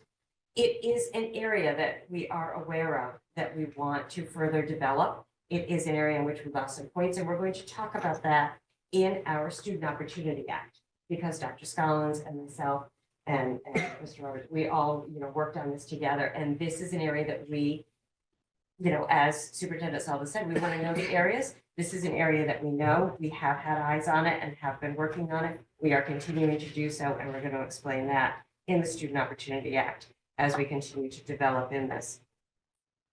Our other areas, our inclusion rates, our significant disproportionality for discipline, all of those areas we received full points on, and we continue to. We have some areas that were not rated for this cycle. You can see at the bottom, that was an area of error that was adjusted by DESE. Number 7 and 8 there go together. So there was an adjustment to number 8, but not to number 7, which doesn't make sense to me because they go together. So that's another question that I continue to have. And, hopefully in the next school committee meeting, hopefully I will have some answers to some of those. If not, then the one after that. But the good news was that what is actually going on in terms of all of those areas looks like we are performing the way we need to be performing. Some of it was about the coding and the reporting, which made us fall into the category that we fell into. Now, what does that category mean is the next question. And for needs assistance, there are 2 areas that they require as a result of that, which we are obviously adhering to while we stay in that. Hopefully, we don't have to stay in that category, but while we do. One of them is participating in the technical assistance, which I just explained to you that I just participated in their webinar and have been following up with them. So that is completed. And the other is an area when we are doing our grant called maintenance of effort. And what they want to see in maintenance of effort is that every year you continue to increase or match the funding that you did the previous year in providing for students with disabilities. There's some flexibility in that allows towns to not necessarily match that funding every year. However, and Mrs. Owen and I were talking about this today, every year we match or we increase that maintenance of effort nevertheless, because that is what is needed and what we do for students. So that requirement on the part of DESE, if we stay in the needs assistance category, is something that we do anyway. So the effects of this on us are not going to be significant should we stay in this area, but we will continue to, get the information that we need to and fight the good fight on this and see where we land at the end. Can I ask a quick question? Oh. So just in terms of protocol, in terms of when we're submitting data, and this is sort of maybe more a district-wide question, is there like a checks and balances so that there's just not sort of input, but that there's input and then someone, having a quick conversation about the data before it goes off into DESE or to any other oversight group? There is now. Great, yes. We did have some faith in what was being inputted. Now, I want to also be clear that, there are some things we need to work on here. Thank you, because that needs to be absolutely acknowledged. Well, that's all acknowledging. Thank So it's definitely not just an issue of an error. There's some things, and we're going to acknowledge that. There's also some considerations with us being a small district and having small amounts of students in some of these categories, and the way that points are allowed That's right. The weighting based of on that's true of districts across the Commonwealth who are our size. There are some things that I think they need to really work on. But to Chair McClellan's point, Vice Chair McClellan, I don't want to ignore, the fact that there are some things to work on. No. So we'll definitely talk about that. Can I just ask a clarifying question? Yes, that's why you guys are here, so I'd love for you guys to jump in at any time. Personally, I don't know, I'm not something. I would love for you guys to jump in at any time. I just want to make sure I understand what you have up there is that all of these things go into the rating. So one of the categories that affected us were our grade 8 ELA MCAS scores. Yep. One of the categories was the inclusion rates. Is that right? This Well, is- all of those are areas that affect us, yes. Okay, so these are areas that we got like dinged on. so Not to the speak. inclusion rates, no. No, No, okay, so that's the what grade that's what I eight was curious. Students with disabilities. We received and 8 out of 8 points. I'm looking at my phone. We received 8 out of 8 points in that. Okay, Yep. and so, and then do we have significantly disproportionate discipline? No, we do not. So see, I'm so Yeah. glad I'm asking these Yeah. questions because it's not very clear. Okay. It's not, it's difficult. It was difficult for us It was too, very difficult for us. to look at our data and to try to figure out how we got this rating. And it's been a struggle. It's been a Yeah. struggle pulling that from them to So get. those are the categories, and we could fall into any one of those, but we don't fall into all of them. So what they do is, these are the areas in which they make the determination, and they assign you points for each of the areas. And our points in the annual dropout rate and the cohort graduation rate were not what we thought they should be. And in a deeper dive in it, it looks like what they are is they're a result of coding errors. We received two out of 4 possible points for annual dropout rate, and we received 4.5 out of 6 points for cohort graduation rate. We feel we should have received all of those points. And our data shows that, in fact, we do not have a problem with the dropout rate or the graduation rate. We probably, without coding errors, would have received all of the points. Yeah. Okay. So then, did we see the areas, and then maybe this is coming then in the slides, where we were dinged? So those two areas we That's were, what I'm- as well as indicator 3D performance, the grade 8 students with disabilities in the ELA MCAS, which we're going to talk about in the Student Opportunity Act. And that's the gap. And we have, Yep. we do have very high performance with our population that isn't analyzed here. So there is a significant gap. Yep. And that's something that's the piece That's that we our want to dig in on. Mhm. So we lost points there. We only got 1 Right. out of 4 possible points. So that's the area that we really have to look at. Yes. And, you know, the data for our students who are not in this category is 80%. And then the rating for students in this category is 31%, to be specific. So that's a gap. Mhm. It's a gap created by 2 things. We need to do more for our students who are in this category, and also our students are performing very high in, that are in this category. It impacted us. It's not an excuse. It's just something that we have to dig into for sure. And then, you know, the other matters, we scored 8 out of 8, 4 out of 4. And, And then we had the adjusted one. and then you have, remember now, some of these categories that like the PRS one, problem resolution system, Right. if we're found not meeting something, with a small district, it could be 1, and I'm gonna use the word complaint, but that's not disparaging in any way. No, because that's That what's went set to it, up for. that we're found not to have met, and it could be just 1. And because of the size of our district, we're gonna get 1 out of 4 points. Because- So the district size has a lot to do with A lot of some of these impact. categories, and I'm not excusing anything, it's just that I couldn't get my head around how we were meeting all of our targets in MCAS, and how we had a 100% graduation rate, and how Yep. our dropout rate is nothing. We don't have a dropout rate.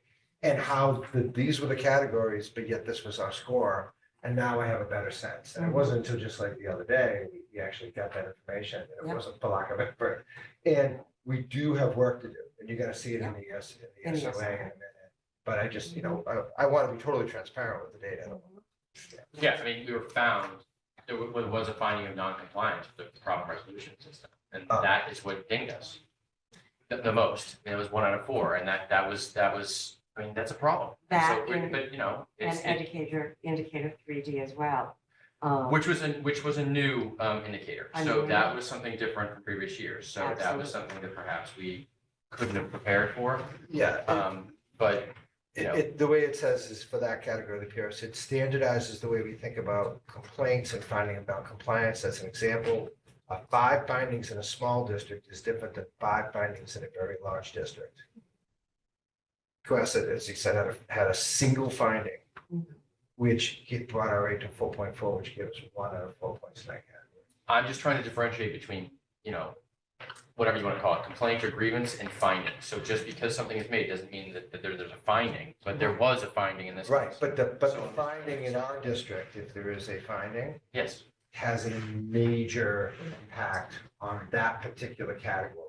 And I'm just stating that as a fact, not as a excuse or any type of editorialization. It just is the fact. It's because we're now getting a handle around it, and we really believe the area to dive in. We don't want any complaints No. that are answered that we're not doing things. I want to be clear on that. But we always need to fix those, but the major part of growth for us is that those students who have meet this category.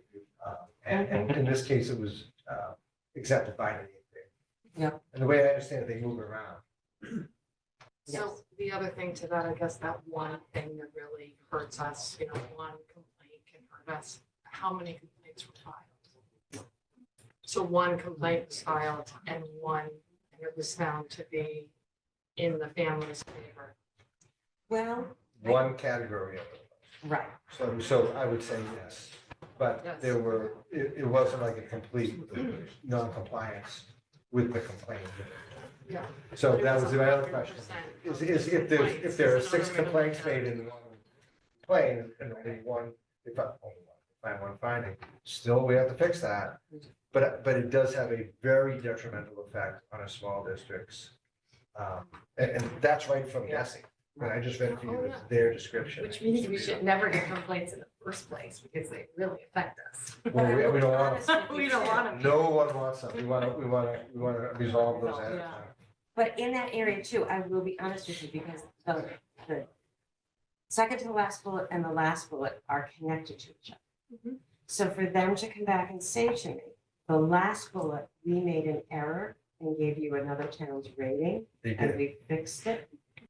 But it's connected to the bullet before it. So it doesn't make sense to me that one of them was fixed and the other one wasn't, because they're connected to each other, which is why I continue to have a question about that. well, it certainly diminished their credibility and your faith in their system, right? When they made a mistake, they come out, which is, this is my dispute with them, is I sent them an email, which I was very, very underwhelmed by this. They're reporting this publicly without giving us any notice. And they didn't or change it. any information. And then Hold they on a didn't second. change it. And until I- any information about we had to request all this to understand how to interpret it. So they're publishing it, which a very incendiary rating, which to begin with was needs intervention. Yes. Okay, not outfitting us with any ability to respond to obvious concerns that come in from families that see this. In fact, it was a family member that raised it to me, which is the only reason I knew about it. And they were obviously concerned. We weren't able to respond intelligently because we didn't even know it was being published. We didn't know how to And interpret we were it. looking at, we felt strongly it wasn't correct. And then when it was only after we challenged it, they said, oh, yes, we mixed our data up and this is actually not correct. So that obviously, that I think that diminishes at least my faith in their overall system and codification of the school. But nevertheless, it's still something to be concerned with. And I think Dr. Sullivan explained that we are concerned with it and we're responding, but I just want to make sure that everyone understands that we're totally acknowledging that it's something we're taking very seriously. And I know that Mr. Cerwonka and Dr. Sullivan have been extremely vigilant in communicating with Desi, because I've been involved in it too, because I was completely unimpressed with how they did that. No, Really unfair. and again, back to your original point, we got work to do. Yes. And we're gonna dig in and do it, but we have a better platform about what to actually tie into. Chairman, we do have one comment from Raising Hearts. I don't have an address. Candace Hartford. So probably. Yes, that's good. Let's have that comment. And it is, can we have the full report? That report is published, right? It's published. Yeah. I believe it is right on the website, right? I think she's asked, yes, so Ms. Hartford's the one that raised it, brought it to my attention. Yeah. She is asking for their response, so that I believe she's asking for the information we're explaining right now. Well, I was reading kind of an email correspondence. That's exactly what that is, it's an email Yeah. correspondence, that's what we got. It's a public, Like an official report, what's published on the website. right. I demanded a response from someone who computed this data, and they were very, they were very clarifying eventually, Mhm. and we did get a good sense for it, so I do appreciate that. That's what I was reading. But we're not, I don't believe we are yet done with this. No, we're So, not, and we also have acknowledged some errors on our part in coding, Mhm, which affected us. mhm. So I believe we had, let's get a question. Well, I just need to I, clarify, I just want to check you. what is PRS? The problem resolution system, which is available to families, as well as the BSEA system, which is available to families and the district, which is a good system for use. It truly It's is. an important system It to is use. very important. And we want to certainly avoid any complaints and try to work things through. But it is a right of a family to do that. And if indeed that happens and we're found to be non-compliant in some way, we obviously, we reconcile that and we take it very seriously and hope it never, ever happens again. But it's, in this particular tool, it's catastrophic for us because of what I just read. Can I ask a question about the coding errors? As you discuss this with them, if we know that we made the errors, if it was, regardless of if it was significant or insignificant, can we amend it? Is it impossible to figure that out? So the FAQs don't give good news on that. I had that question about, can we go back and change history if in fact we have made some errors? They just did, they had their own data for us. They We're gonna did. bring that up. That's what we're And saying. what the FAQs say is that, no, we don't go back, but nevertheless, that is not a point that I'm just going to, acknowledge and let go. And it will certainly give us more points in those categories, Mhm. which, based on the scores I just read, I believe will put us in a different category. It would. Sounds right. It would. Because we're on the cusp right now. Right. And the next I believe category in is meets all. Categories requirements. 1, 2, and 7. Potentially could get some more. Meets all requirements. So I think, could I just ask, Dr. Sullivan, for once we square things away, because I feel like, just in response to Ms. Hartford's question, I think that she's looking for all the information. However, I think right now it's a little premature because we're still contesting it. So like to send it out when we're not actually Yeah. convinced that it's correct, I think might be a little bit, it may be confusing and it may not actually be. So I wonder if once we're confident that it's fair, it's correct, Yeah. can we somehow publish that to our stakeholders? Sure. And to be honest, I don't have as much feeling that that it's incorrect on their end. I think that these two errors will impact our rating, and they're on our end. So at But this the point. the PRS is on their end, that connection. So those points. Oh, I see what you're saying. Yeah, so it's like, it's both. I didn't mean- Sorry, Barbara. No, it is. What I might propose though, in response to both Ms. Hartford and Ms. McCullen's suggestion is perhaps once we feel like we've come to a resolution that's exhausted all of our things, let's come back to the committee Yes, and that's have a right. follow-up report. Yes. And if we need to do a And then we can publication make and an that explanation, Yeah. then we can publish that. I think this is a very important, obviously, element for our community to make sure what's going on and make sure, because right now, I mean, this is something we can learn from. And right now, we're not able to really learn from it until we know that it's accurate. So It's very good. Yep. Very good. I think getting it right is. Although you'll see where we are addressing the area that we acknowledge Yep. needs more in our SOA, which you'll see in a minute. So I do want to, I don't want to close off this discussion of this summarily, but is there any more questions or comments on the rating before we move forward? And just know that there will be more to come in future school committee meetings as we learn. Next slide. So, the slide regarding, our meetings for the month, just so that, you have them. The parent surveys have continued to come in with our IEPs, and they all continue to be very positive. You could see that, there were a number of annual reviews conducted both at the elementary, the secondary, and the out-of-district areas, totaling 11 meetings during the month of February. That there were reevaluations in which students continue to be eligible at both the elementary and secondary level. That there were initial evaluations at both the elementary and secondary level. It looks like at the elementary level, 2 out of those 4 initial evaluations were found eligible, 1 through MTSS. One came from a parent in Cohasset Public Schools and a student was not found eligible. Two came from parents who have students who are not in Cohasset Public Schools, but are obviously residents of Cohasset. And one of those initial evaluations, that student was found eligible. And at the secondary level, two through MTSS that were both found eligible, and one from a parent that was also found eligible. And I apologize, it does not indicate whether it was a parent of a Cohasset Public School student or a student who was participating in a school that is not within Cohasset Public Schools. But those were our meetings for the month of February. Great. And then some previews. ESY for 2024 is being conducted this summer from July 8th through August Could you 8th. just explain the acronym just for folks?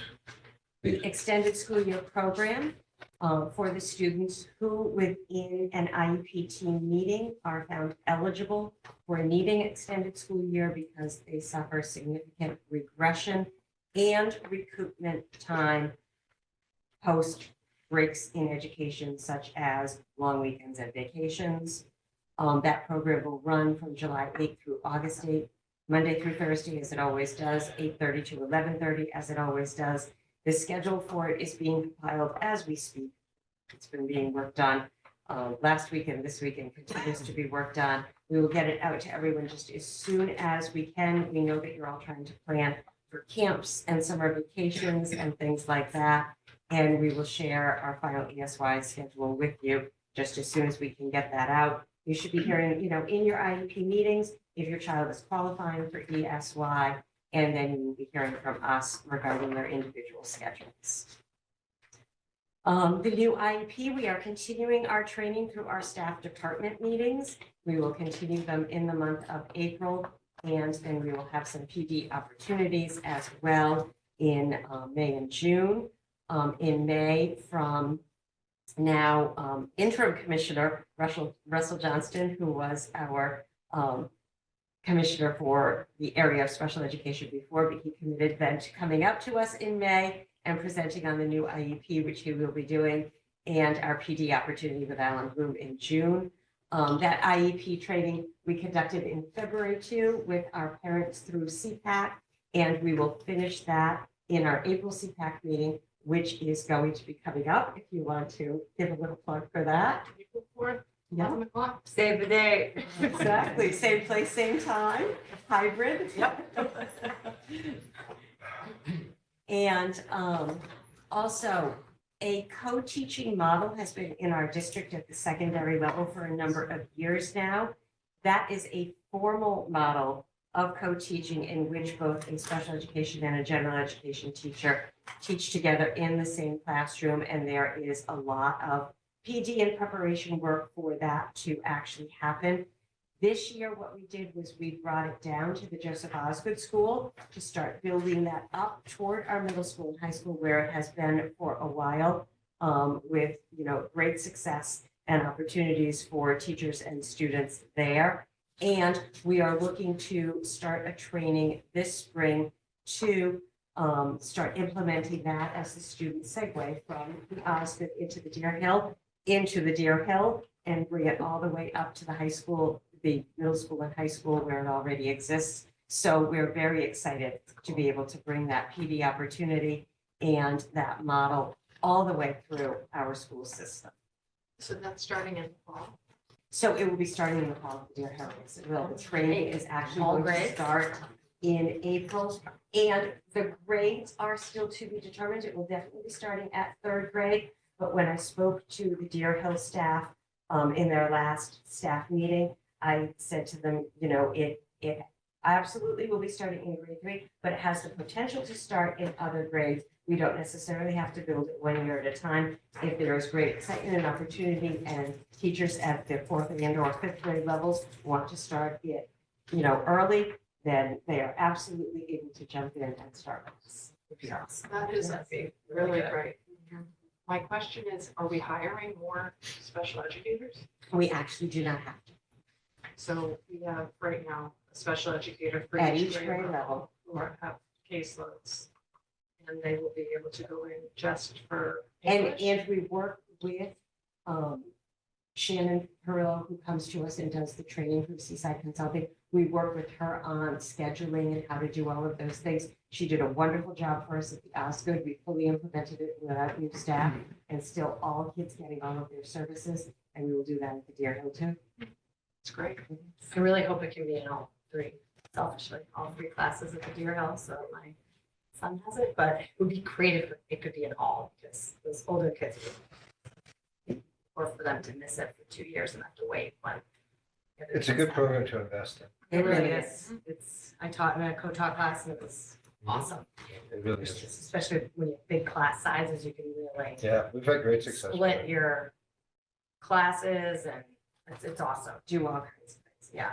Be a great thing to write our elected representatives about and get them to give us money on this sort of thing. Yeah, well, I mean, again, those aren't even on the strikeout list, and we would gladly do that.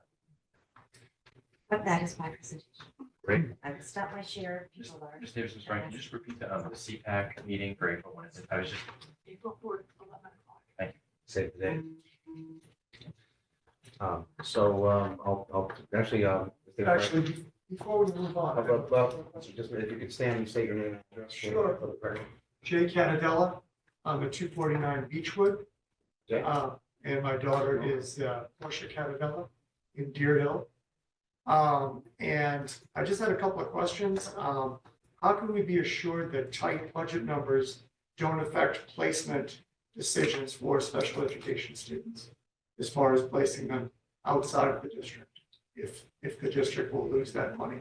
It's a great question. Great question. I'll turn it over to the superintendent or Ms. Swank to talk to you about those decisions. And Ms. Owen as well. What I can tell you is that the special education budget is always in flux. Ms. Owen recognizes it, I recognize it, Superintendent Sullivan recognizes it. It's probably the most volatile budget kind of that exists within any school department anywhere. And, you know, we need to provide students with what they need when they show us their needs. And I believe as a school system, we consistently do that. It's a part. And then we look for things like I did this year, when, and the special education budget does tend to go over budget, extraordinary relief to be able to, you know, balance that and bring that money back in when things that perhaps were unexpected or not planned for need to be given to students. I know that, you know, our guests earlier tonight talked about, you know, students who move in, you know, with IEPs that sometimes have placements that are unexpected. Sometimes within our own school, those things happen, but there are measures in place for us to be able to fund that and then recoup that. The town has been supportive of that as well. Yes. You know, if you think about the extraordinary relief, what was it called again? It's new. It's we have relief coming for, Special ed reserve. Reserve fund. relief, We also, the town has also established a special ed stabilization fund, which we dipped into. which is for unanticipated tuition. Yep. So you're saying that money would replace the money that's lost when a student leaves the system? Well, the extraordinary relief, if a student leaves the system and there's please interrupt me if I'm wrong, Yeah.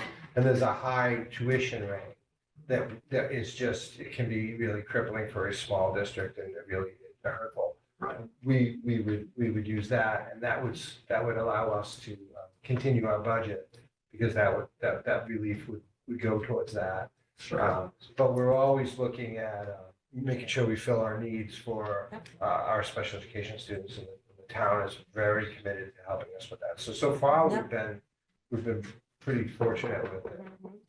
And I'll offer this perspective as well. I've been involved in a number of different discussions that we've had with various situations. The cost is not a factor in those decisions. We look at the needs of the students. We are, as a matter of fact, as a matter of law, we're required to provide a free and appropriate public education. So it doesn't matter what the cost is. If there's an outplacement that needs to happen, it will happen. So there's not a component of, ooh, it's too expensive, we can't do it. What would end up happening if we have to have a limited pie, and we've got all these other levers to pull, we've got state aid for circuit breaker funding, we've got special education, state aid funding, we have the levers. But if all those levers pull, then we cut into the general education budget. That's right. 'Cause So there is not a. by law, we have. So yes, it's a tight budget, but our commitment to our special education students is going to be unwavering. So Answer your question? My second question was, what about the obvious conflict of interest that exists when a special education student team decides on whether they place a student outside of the district if someone's gonna lose their job, or they won't lose their job because of this fund that, I mean, if you need less staff because there's less kids, isn't that a conflict of interest? Well, the special education team that makes the decisions around students' IEPs and placements, which include the parents as well as all of the special educators, don't really have that direct knowledge of, if I do this, it could affect somebody's job. They make these decisions within this silo, if you will, for the student. And any repercussions financially that might have are not for them to make or to decide. Those are other. If I can, just from a budget planning standpoint, I can tell you that what you would be describing is like an en masse exodus of students from our schools. I guess our number of outplacements is in the single digits, maybe double digits. Double digits, but very low. So we're not talking about a student, 2 students, 3 students leaving and us having to have fewer teachers. So the idea of a quid pro quo versus staffing versus outplacement, not factored in at all. And the cuts wouldn't, if there wouldn't necessarily have. special. Yeah, and then if we did have a situation where we did have to make cuts from a budgetary standpoint, we're gonna look at the district as a whole. That's right. So it's not gonna be we have students outplaced, so we don't need this resource. And If this for some is reason we really don't fast. need that resource for other reasons, and there's also reallocation, so I guess to try and put it is that element of the potential conflict does not come into the decision as to whether or not someone is placed out of district. Is that helpful? Sure. Great. Okay. Any questions from the committee for Ms. Swanka or from our CPAC representatives? Before we close off? I just want to make sure that our CPAC representatives don't have any other questions, and thank you for your participation here tonight. Hearing none, thank you very much, Ms. Swanka. Thank you very much, CPAC representatives, for coming and helping us guide this Thank you, Mr. guide this President. conversation. Very, very helpful. You're welcome. Thank you. So with that, we'll close off our special education update and we will go into our academic initiatives led by our superintendent, our assistant superintendent, Dr. Leslie Scollins. Hi, everyone. Just one quick academic update, because I'm just going to go into our student opportunity plan, because I know we have a very busy schedule today, but MCAS did start. So at the high school level, they had their ELA MCAS this week on the 26th and also today. And this starts MCAS season. So, but that's posted in our navigator. You can see all the dates. Next week we have lots of MCAS starting at all the grade levels. So, and that will continue on until May. So, Great. Anyway, but just so you know, that has begun. Any questions, comments from the committee on teaching and learning for Dr. Scott? Hearing none, we'll move Right. straight into our next agenda item, which Mr. is Roberts, um, sit at the table with us. Mr. Rock Roberts, Dr. Leslie Scollins, and Ms. Barbara Swanka, a trio, giving us a discussion of the Student Opportunity Act submission. Fantastic. There are materials in your You materials. should have a packet. I did. It's not, can't possibly be right. There are materials in your materials. This is a push. and Stuff in I your always folder. wish I had a snack. There are minutes. That's so good. There are. Pat, it's not the Yeah, budget. exactly. Just want to say, I've got it.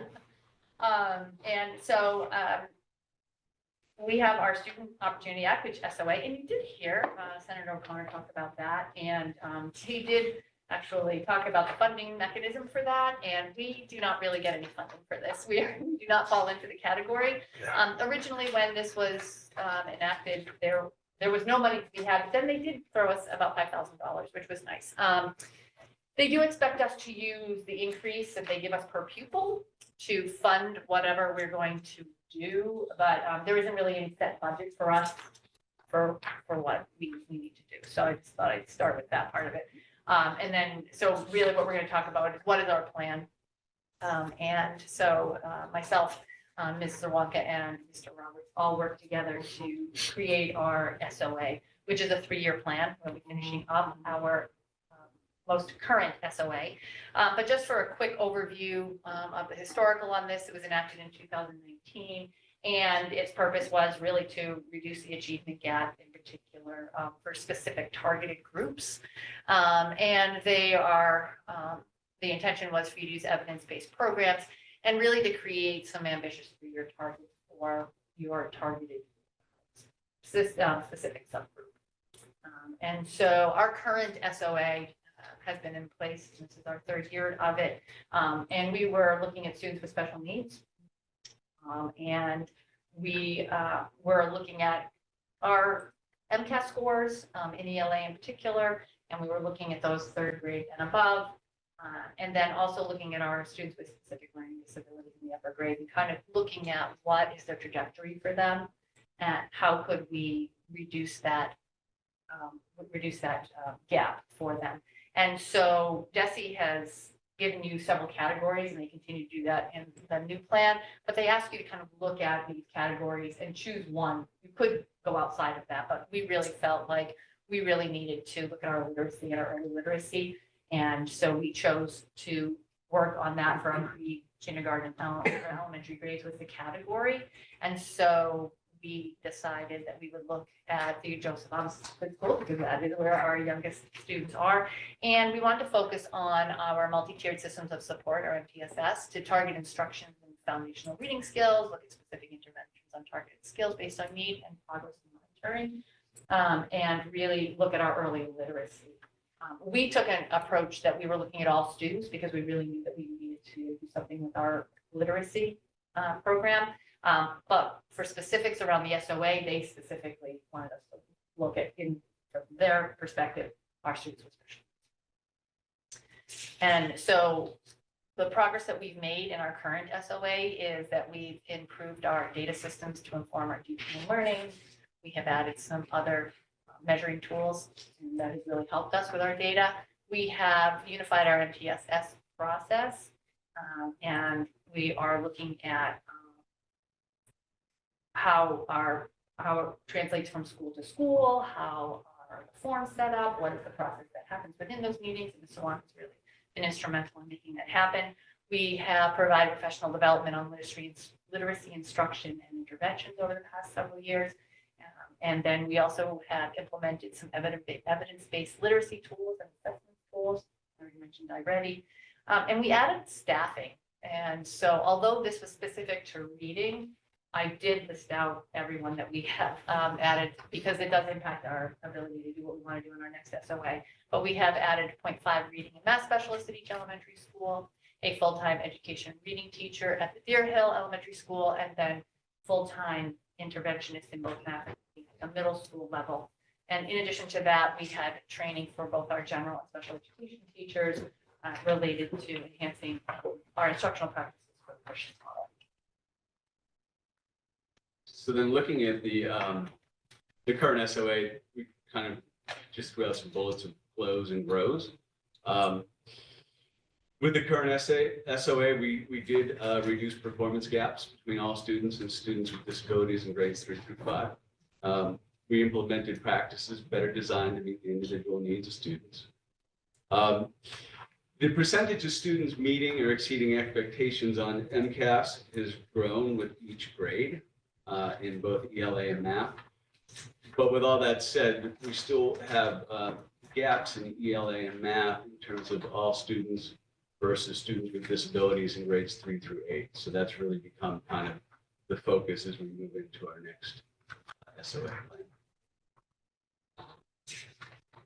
And so our proposal is to reduce the reading and math achievement gap for students with disabilities.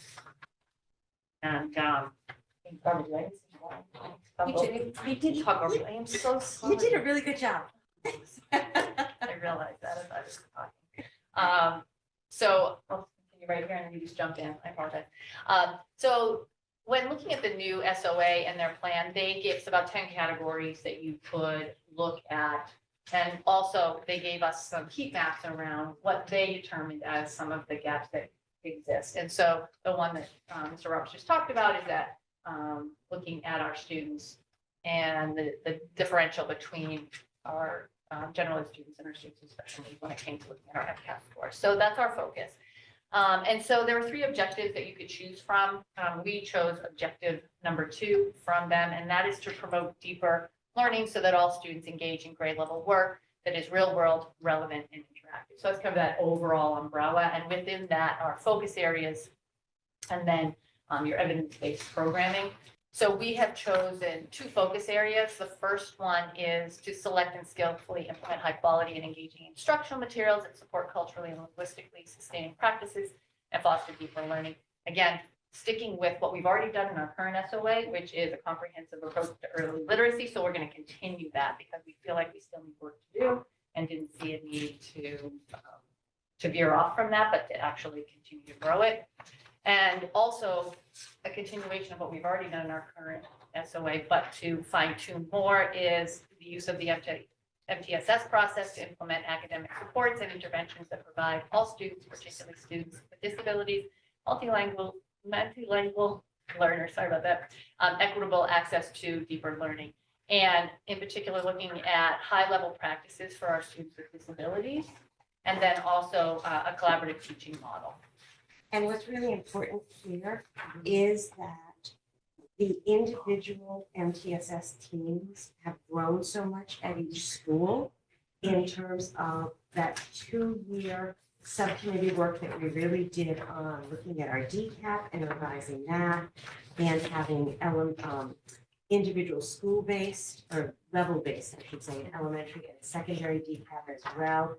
And then them have the same models of practice in their MTSS meetings, and those then, really vertically aligned with each other. And we're really starting to see and reap the benefits of that going on. And that really is making a huge difference and providing that equitable access to deeper learning. But really that idea, as we continue to provide PD and train all staff in those high-level instructional practices that are designed for all students, including students with disabilities, that there will be scaffolded instruction, that there can be flexible groupings, that there can be adapted curriculum and tasks. And we're seeing that in some of the small group learning that's going on in our classrooms and things like that now. But then that second piece that I spoke to earlier, this collaborative teaching model that we're developing and expanding co-teaching and other evidence-based models that really leverage that collaboration to best serve students with disabilities and multilingual learners. And, those grade 8 students who came out earlier in that special education determination, they're not in a silo. Grades 1 all the way leading up to that, really impacted, influenced the learning of those kids, their MCAS scores all along. And so all of these things that we're putting in place is going to impact all of those kids as, they continue to go through and receive and reap the benefits of these things we're putting in place, which is why we're really looking at it like this. So moving from our strategic objectives, so kind of getting to the details of the plan. So the target schools for the district are going to be Osgood, Deer Hill, and the middle school, again, looking pretty much K through 8. We'll be looking at evidence-based intervention programs in both math and literacy. So really looking at what we're doing at the intervention level. So it really might make a big difference for students with disabilities. Refining our systems, Barbara talked about, that's a big piece of what's happened over the last few years is really putting systems in place. And now we're in the process of refining those systems. We're in the process of utilizing data in a much more effective way to inform teaching and learning. That's part of our building a data-informed district. So then the great thing about putting this plan together is you can really see how all these things are coming together to help all students. So you can see a lot of the moves that have been made over the last couple of years are really coalescing really in this plan.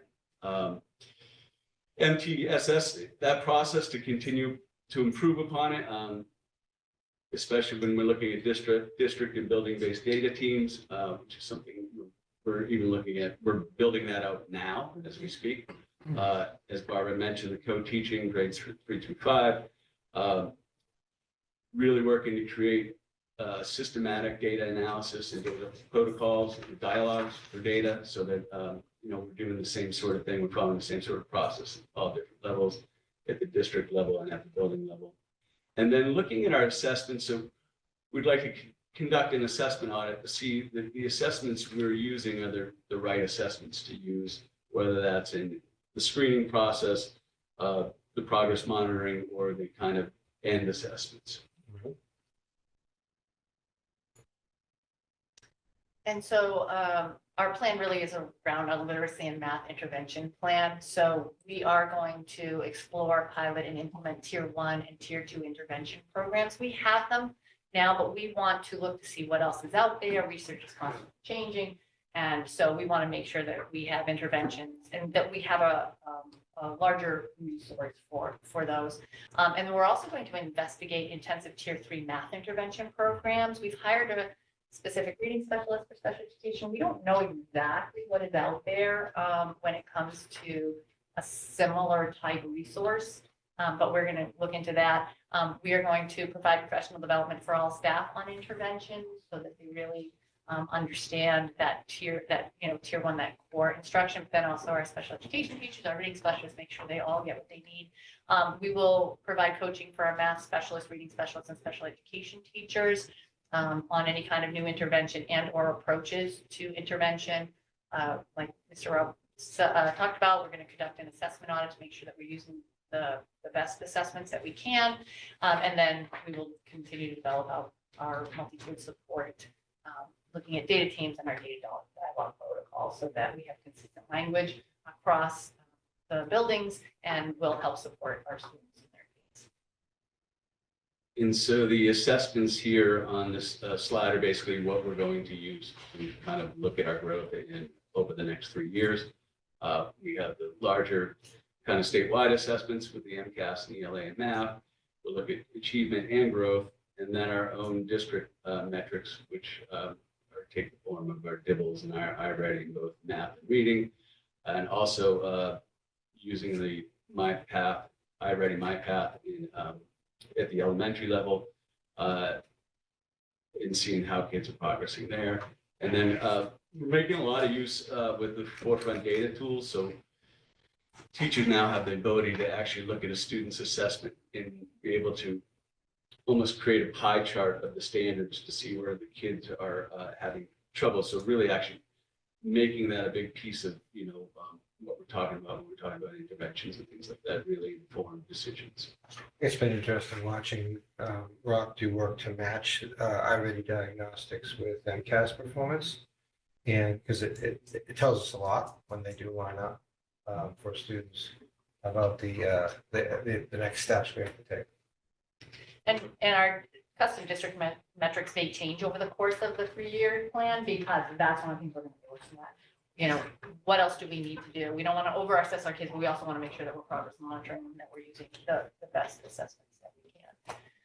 And so we have kind of taking this on the road so that we make sure that people know about this. Obviously, we're sharing this with you and the school committee, and we ask that you vote on whether you will approve this program for us, because then once you approve it, then we can apply it to the state. We did share with CPAC a little bit of a presentation for them, and we did do a survey. We didn't get too many responses, but we did get some, and so it was helpful for us, and we'll use that as we're moving forward. We're also going to share this with our teachers in March and April, so they know what the plans are, and as well as school councils and the PSO. And then yearly, the plan asks that we check in with the stakeholders. So we will do a survey every year to ask families, teachers, and administrators, what is our progress? How do you think it's going? What things do we need to do a little differently? And then we have reconvened our instructional leadership team for literacy. So look at our learning walk so that we can look for trends and patterns, and specifically around the interventions that are happening. And then we'll also be creating instructional leadership team for math K through 8 to look at what those reports are so that we can continue our work. And that's a different kind of data, but it allows us to look for trends and patterns of what's happening in the classroom, not just some of those more hard like assessment type data, but we also need to see the other kind of data that exists, see how teachers are actually doing with the professional development that we're providing in real time. So that's our plan. So our next steps, asking for a vote, and then we'll share those plans, and then we have to have it into DESI by April 1st. That's where we're at. So hoping you approve. Then hoping you approve. Any questions? Great, I'll open up for this is a public comment, state your name and address. So I had a couple of questions. My first is, I've heard that there's been a lot of professional development around Readers Workshop. And with it not being research-based, but the research has shown that it has not been helpful for students with reading disabilities. What is going to be the reading curriculum that will be in place of that? I'm sorry, so can you talk a little bit, about, you said that there's research that says it's not helping students. That Readers Workshop is not an effective curriculum to use with students with reading disabilities. So I do want to limit the discussion to the plan. Is this relating to our? Well, she's talking about the high quality curriculum, reading curriculum. So I that's Okay. why I was wondering what it was. Yep, Right. that's fair. Right. So I guess I would have to say, there's all sorts of data out there, and some of the data that we've seen around actually Readers Workshop isn't that. So I think we're looking at all of it, because we want to make sure that we're doing everything for our students. So we want to make sure that we're doing our foundational skills around phonics, phonemic awareness, but also we want to make sure that they can read complex text. We want to make sure that they understand how to respond to what they're reading, whether it's orally or whether it's in written form. And we also want them to have a joy of reading too. So I'm not sure necessarily Readers Workshop, but that you're referring to, but we could certainly talk more about those pieces. So I think it's around really all of how a student learns their reading. So our professional development just hasn't been about Readers Workshop. It's been about how does a child acquire their language? How do they acquire reading? And in general, how does it happen? And then for students that are having challenges, how does that work? And what do we need to support those students? So we're trying to do it all, not just be isolated in one particular area. Because I think we have to be really careful that we don't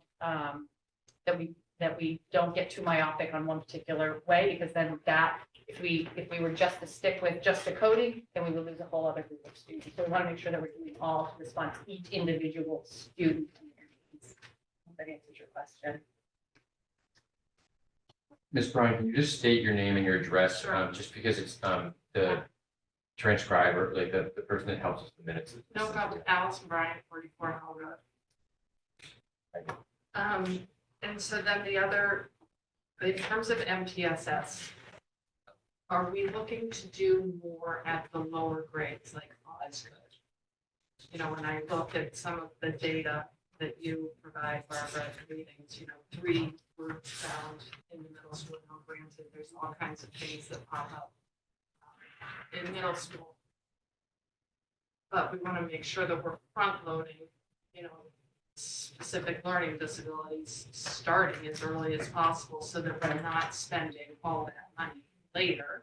Right. Right, as a district Absolutely. spending money, and so that our kids can be reading and we're doing that, successfully.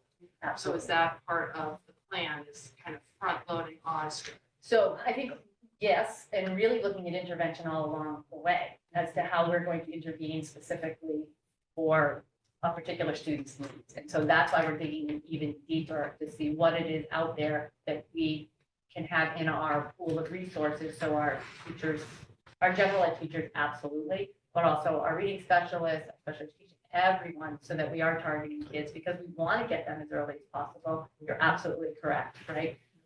We want to make sure that we have a handle on them before they get to 3rd grade, right? We want to make sure we intervene. And that's also tied into everything we're doing with our dyslexia screener and, making sure that people are notified and that we're really looking at our students early on. So absolutely, yeah. I agree with you. We need to, and we are. I'll go to the committee members. Any Just comments, make a questions from comment. committees? That's it?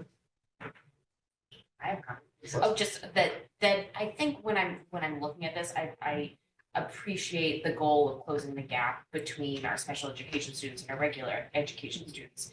But I think that I also would like to see more of our special education students in that meeting expectations level at the MCAS. And it seemed like when we've been looking at data from years past, that a disproportionate number of our special education students are not meeting expectations. And I don't think that's acceptable. And I think we really need to focus on that population, many of whom do not suffer from intellectual disabilities, but rather learning disabilities, and need to be taught in the way that their brain works so that they're achieving what they're meeting their potential achievement wise. So I laud that sort of overarching goal, and I understand why that's the goal for this particular project. But I think couched in that would be my interest in really seeing a significant change in the number of students that are meeting expectations on the MCAS. That's that intervention approach. Right. And I guess I should say, but that is part of it, right? So we're Right. closing that gap. Your hope is that you're gonna get, right? More students into the Yeah, expectation. but sort of Absolutely. explicitly about like that, sort of making that leap from one designation to the other. And the growth is important, the growth is the path there, Mhm. but I think It is. that getting to that Right. designation point is very important. It is, and the growth is Sure, and just the way there. Right, and I will say, our data for the 10th grade is usually, we do really, the kids do really well, right? Which is nice, but we want to make sure along the way that we're hitting those targets also. Because I think there's also a social, emotional component to it too, that the children do become aware of how they're performing, how their peers are performing, Absolutely. and draw unfortunate conclusions from that. I agree with that. Yep, I agree. Open forum, any other committee members, comments, questions? So hearing none, so I guess this is presented to us for a vote, it's a 3-year plan. Yes. I guess, and this may be my issue on the agenda planning, it's kind of the first this is being presented to us, did we talk about this in prior meetings? No, I probably said it was happening, but I didn't share anything with you. I shared with you something like 2 weeks ago. And Yep. then just so you could see it, my presentation that I sent to CPAC. Okay, and then it has to be submitted to the state by April 1, right? So we don't really have time to kind of take this back and think through it. I don't think, that being said, I don't think there's anything controversial in here. I think your goals are all laudable, but I guess, although, the Constitution Committee would like to change in the next 3 years, we could do the couple meetings in advance so Sure, that we I appreciate that. have a little more lead time.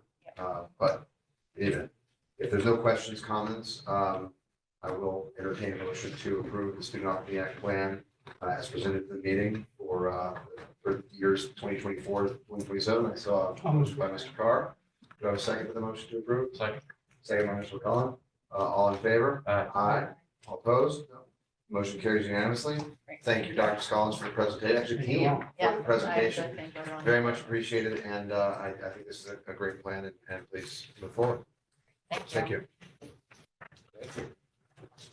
So with that, I think it closes off our teaching and learning block, and we move to what everybody's been looking for. Hey, Brock? Budget resources and governance.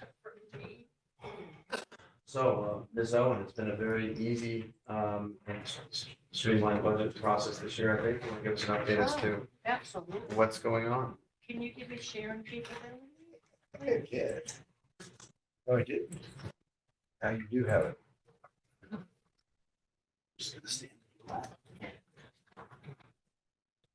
This week, I have to take a 60-second break. Wonderful, good discussion. Cheeseburger, have a cheeseburger. Well, it's not wrapped, is that okay? Yeah. Okay, so this is just a monthly update for the month of February. I'll be quick, because I know we have bigger fish to fry tonight. Did you have to say that? I'm sorry. Cat's hungry. He's hungry. So I'll go right to, the area that's been concerning us is suspend tuitions. The shortfall in tuitions has decreased from last month to this month, from 578,000 to 445,000. A decrease in about $132,000, which was due to, we budgeted for a full year of tuition for one of our outplaced students, but the student didn't require the entire amount. So it freed up some money, which is great.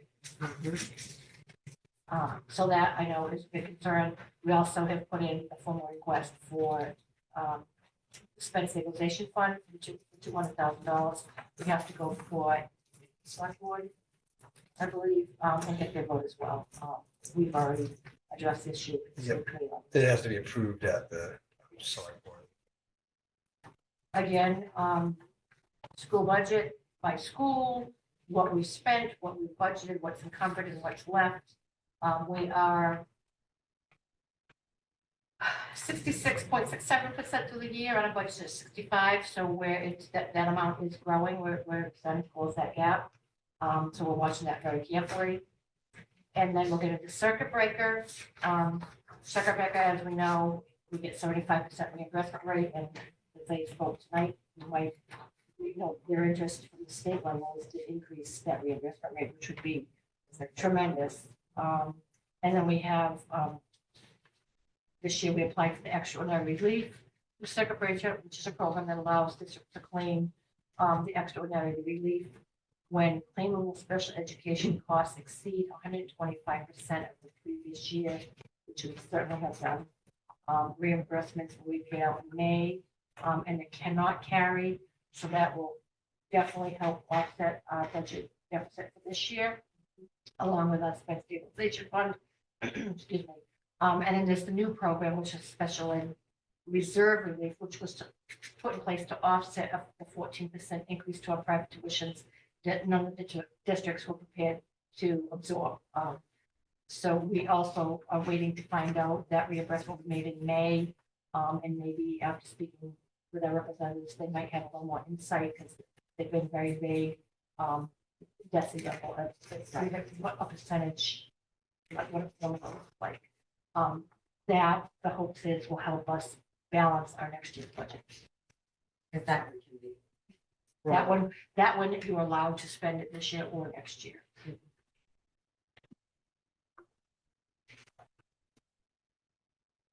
Capital, I didn't put our proposed capital on my memo because it still hasn't been a definitive for FY25 yet. We can talk about that in the next agenda item. So I left that off. This gives you an update of our grants, what we've brought in, what we've expended, and what's left in our fund balances. We did have several grants in the last few months. Had a slight increase to our school improvement for $303, our school Title I for $21. Wow. Which we never turn away any dollars. Nope. The process of making that amendment was much more costly than $21. If we allocated our time.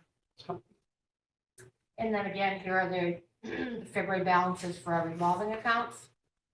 These are the things that we charge fees for. Money comes in, money gets expended, so you'll see the fund balances. We've had some conversation of, we had very high balances, but the revolving account has definitely in the last year or two helped us offset some budget concerns. So you'll see that our fund balances are much lower.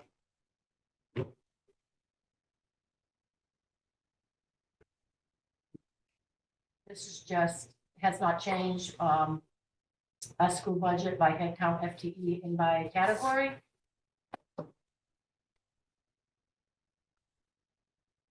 By regular ed and mandated special ed and undistributed. The 60% of our budget is regular ed salaries. Again, here are the positions of each school and their FTEs. If anyone wants to see how many teachers in what grades or how many specialists we have and how they're funded, it's all here. Those numbers have not changed because we haven't added any staff throughout the year. And then we get into our utilities. Of course, January, February seem to be the highest months, just weather related.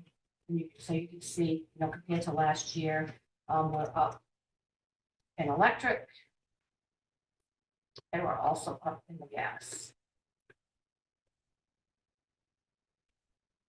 What's that percentage increase? Do you have that by any chance? I do. We can I do that can do the math on my. computer. It may be relevant for next. And this just gives you a summary of the FTEs and headcounts per grant and how many positions are funded through grants. And same for revolving and how many positions are funded through revolving. Enrollment for March 1st. And this is month to month for the past 12 months, what the enrollment looked like.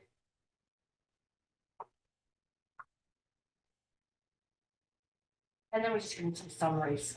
So on our food service, our new food service director, Vinny, has been working diligently to get the senior Skipper Cafe up and running. He's bought the equipment, they took the cabinets out today, I believe. They're painting, and he's hoping that the students will, if the seniors will be able to enjoy it. He's hoping the week after April vacation, so they have a chance to experience it and enjoy their new senior cafe. So food will be served, whatever is being served in the cafeteria will also be served in the senior Skipper Cafe.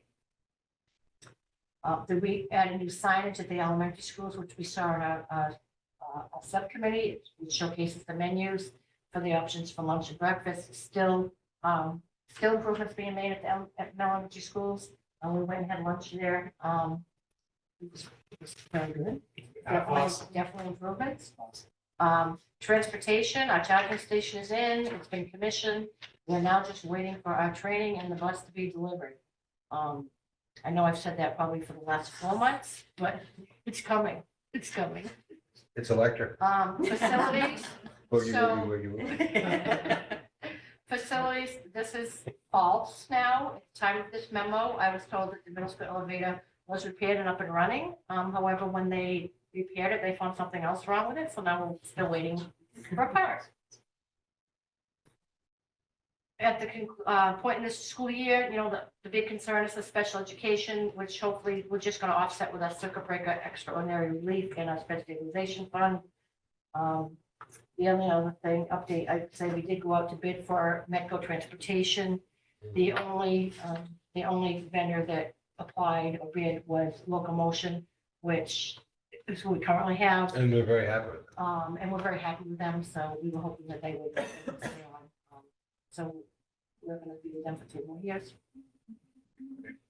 Now, do they keep their buses? That seems like be an old bus that they have. The locomotion bus? Yeah. I And the don't know bus, that. in the bid, the specifications, that they can't be more than 5 years old, and they can't have over, Yeah, it looks fine. Are they asking for a new one? I can ask, Okay. That's a good, I mean, that's a. I absolutely. mean, you see them parked next to ours. And ours are brand Yeah, I've new. been on them. I didn't notice it being This particularly doesn't look. different. Well, ours are brand new. Yeah, Ours no, are I know brand that. Believe me. But yeah, in the bid specs, it We're a says they big part of can't, it. they can't have, over a certain number of miles, and Right. they have to be 5 years old. Can I ask you a question about the Metco transportation item? Do we get reimbursed under the Metco program for that? The Metco grant The grant pays That- that 100%. covers the transportation. Okay. That's actually the Pretty much all. biggest spending of the metro. Yeah. Is the transportation. It's the transportation. Okay. It's almost all of it. So one question for you on the current fiscal year budget. If I'm doing math in my head right now, we talked about this, but I've lost mastery of the numbers, so just forgive me. On the current fiscal year budget, we're running a deficit on the special ed of $45,000. We have approved at this committee level a transfer from our special education stabilization fund, the amount of $200,000, which we have confirmed that we can pull the full $200,000. So that would take a budget deficit for this fiscal year of about $245,000. Is this where we will use the potential accelerating of the recognition of the circuit breaker funding to close the gap if the So other funding is unavailable? Yes, so the extraordinary relief that comes in May has to be used by June. So we will get, if we don't know what that number would be, We don't. Last year, we got about 2 years ago, we got about $250,000. Yep. So that would definitely close the gap. but if that doesn't close the gap, because I'm skeptical. Then we also have the reserve relief, which could be used this year, or Yes. could be used. So then we have the reserve relief, which could be used this year. And if that doesn't happen, then we have the option of realizing some of our existing circuit breaker funding early. Yes. So keep us posted on that. Because that's something that we'll have to keep an eye on. Any questions on the monthly update and the current year budget as it progresses? All right, hearing none, we'll close that off. Ms. Owen, I am excited for you to take us through our fiscal year 25 proposals. I know there's been some discussion on this. Our budget. Are we gonna do? Capital. Capital, okay. So we have two different capital lists. If I can make this stay small, so it fits. So you can see, the top half, which you just talked about, are almost our reoccurring costs, the bus leases, the electric bus, the Chromebooks, the projectors, the replacement furniture at Deer Hill, the Chromebooks at Deer Hill, the ask from athletics for 2 athletic 15-passenger vans. We'd be happy with 1, but 2 would be ideal. And then we get down into the, Before we move on to stabilization fund component, what I want to do is because just to remind the committee, we've not yet landed on a formal proposal yet. Our next meeting will be preceded by our public forum, and that meeting will be where we'll be asked to approve our budget. This does need to, we do need to kind of soft circle on where we are as a committee this evening so that we can proceed with those things. So I guess just to try and structure the conversation a little bit, I want to limit, we're going to just interrupt this on and say for the capital requests that you see right there, is there any discussion or concern about the capital? I have a point that I need to raise, given the conversation I had with Mr. Host at the capital committee. But before I do that, any comments or questions on the capital request, any suggestions or revisions to the capital request before we move forward? When you say capital, you mean the ones Cs. not on the stabilization? Yep. Ones in green. Yes. Good question. No, I was responding to Oh. Dr. Solomon's question. And I don't have any questions other than what you were about to raise. Okay. So one item I'll note for the committee on the capital request, you will see on the top line item, bus lease, 8 diesel buses, and the continuation of the bus lease we approved last year. You'll see a next item, the electric bus lease for 25,000. I learned earlier this week that capital may take issue with that in the sense that their approval of the original request was premised on us giving up a diesel bus and replacing the diesel bus with the electric bus. Apparently, there's a significant concern at the capital budget, capital committee of fleet growth. Now, we have a meeting with capital on Monday in a more official capacity to go present our budget. And we will talk about the needs that we have now to have fleet growth, which relate to a number of reasons. One, even though we have flat enrollment, we now have a later start times. The rejiggering of our start times has required us to go from 3 separate routes to 2 routes.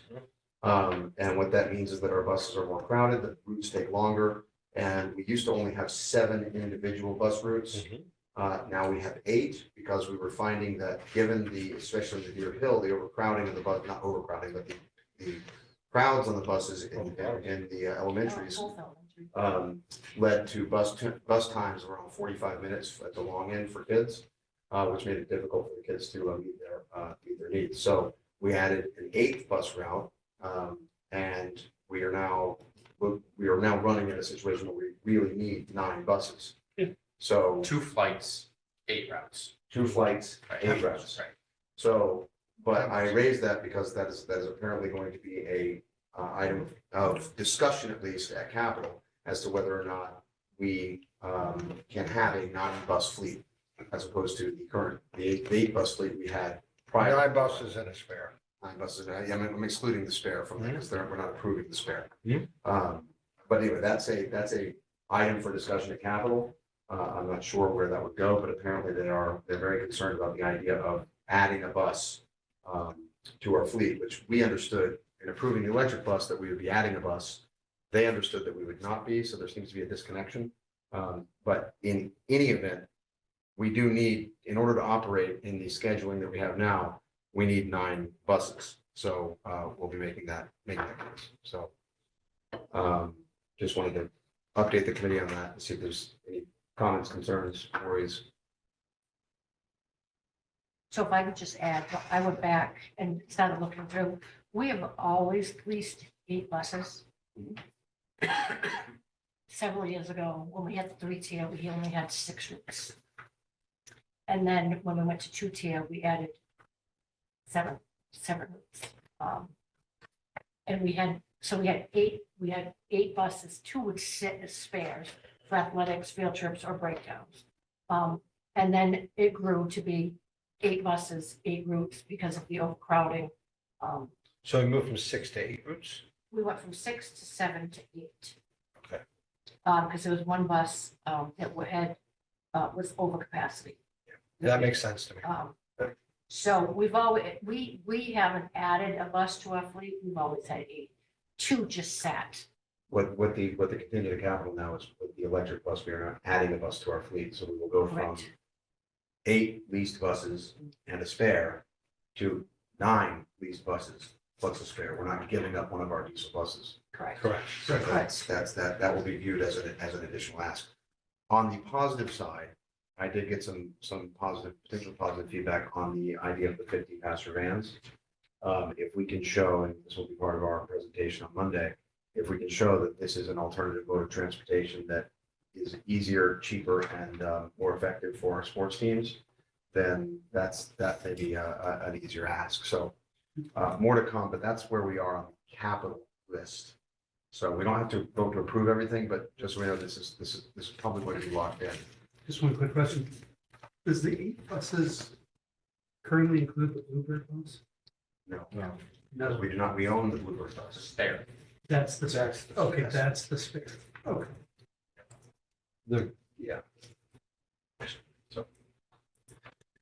Okay, hearing no other comments on capital, we'll kind of consider the capital request soft circle, then we'll move on now to stabilization fund. So I'll turn it back over to you. So when we met as a subcommittee, this is what we came up with for the stabilization. So you can see the fire alarm, which is a definite. We had the alumni fence on there. Remember that fire alarm, just to back up, is an engineering study only. Yep. We put money aside for the Osgood roof. We need to finish retiring the Hill School.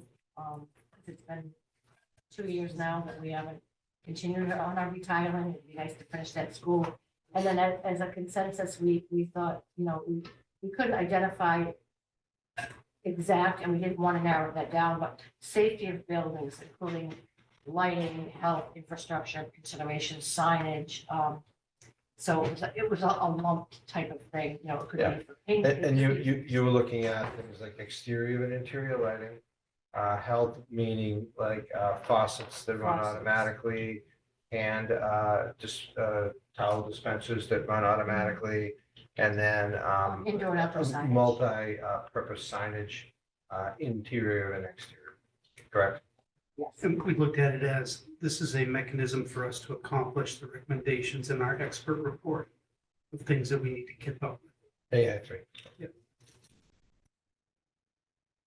So, And we also felt, just back on the Osgood roofing, we felt strongly we need to prepare for the future on that, and we wanted to leave a robust portion of the budget available for them. so any comments? I'll have some comments, but I'll open the floor to the committee members, other committee members first. Mr. Bob. So I noticed the paving is now not on there, so we decided that that's not gonna happen officially. It's very expensive, it's cost prohibitive at the moment. We felt it was appropriate to go after the things that we felt we could accomplish, but Okay, so It's over $1 So million. at each. we're officially not recommending moving forward with that this year. at the moment, Okay. correct. All right. And safety of buildings, like, so the fund that you were just speaking of, Mr. Carr. Yep. Is that the $250,000 figure, is this a one-time expenditure? It is. It would be a one-time expenditure out of this year's budget to accomplish the things that are on our recommended list to get done, We don't have which exact. we didn't really quotes. dig into. We don't have quotes on it. We put in a line item. That was my next question. Yeah. Because it seems to be high for what it's purposed It- for. Is that because you're thinking that we're gonna appropriate it this year with the intention of having some of those funds available in perpetuity? Well, that would be nice, but I think our goal is out of this year's cut, based on the number that we have under stabilization, we wanted to put a number down that we felt we could effectively use, and make it impactful change. And it was also, the way I understood it, Paul, a way to attend to some of the needs here in this building that are gonna add up over a long period of time without having even some of that infrastructure could include some patching of roads. Talked about that as safety. So it was sort of a catch-all for needs that were definitely gonna be here, but that we didn't necessarily want to spend a gigantic amount on. But I get your point. That was the Yeah, so- number that was chosen.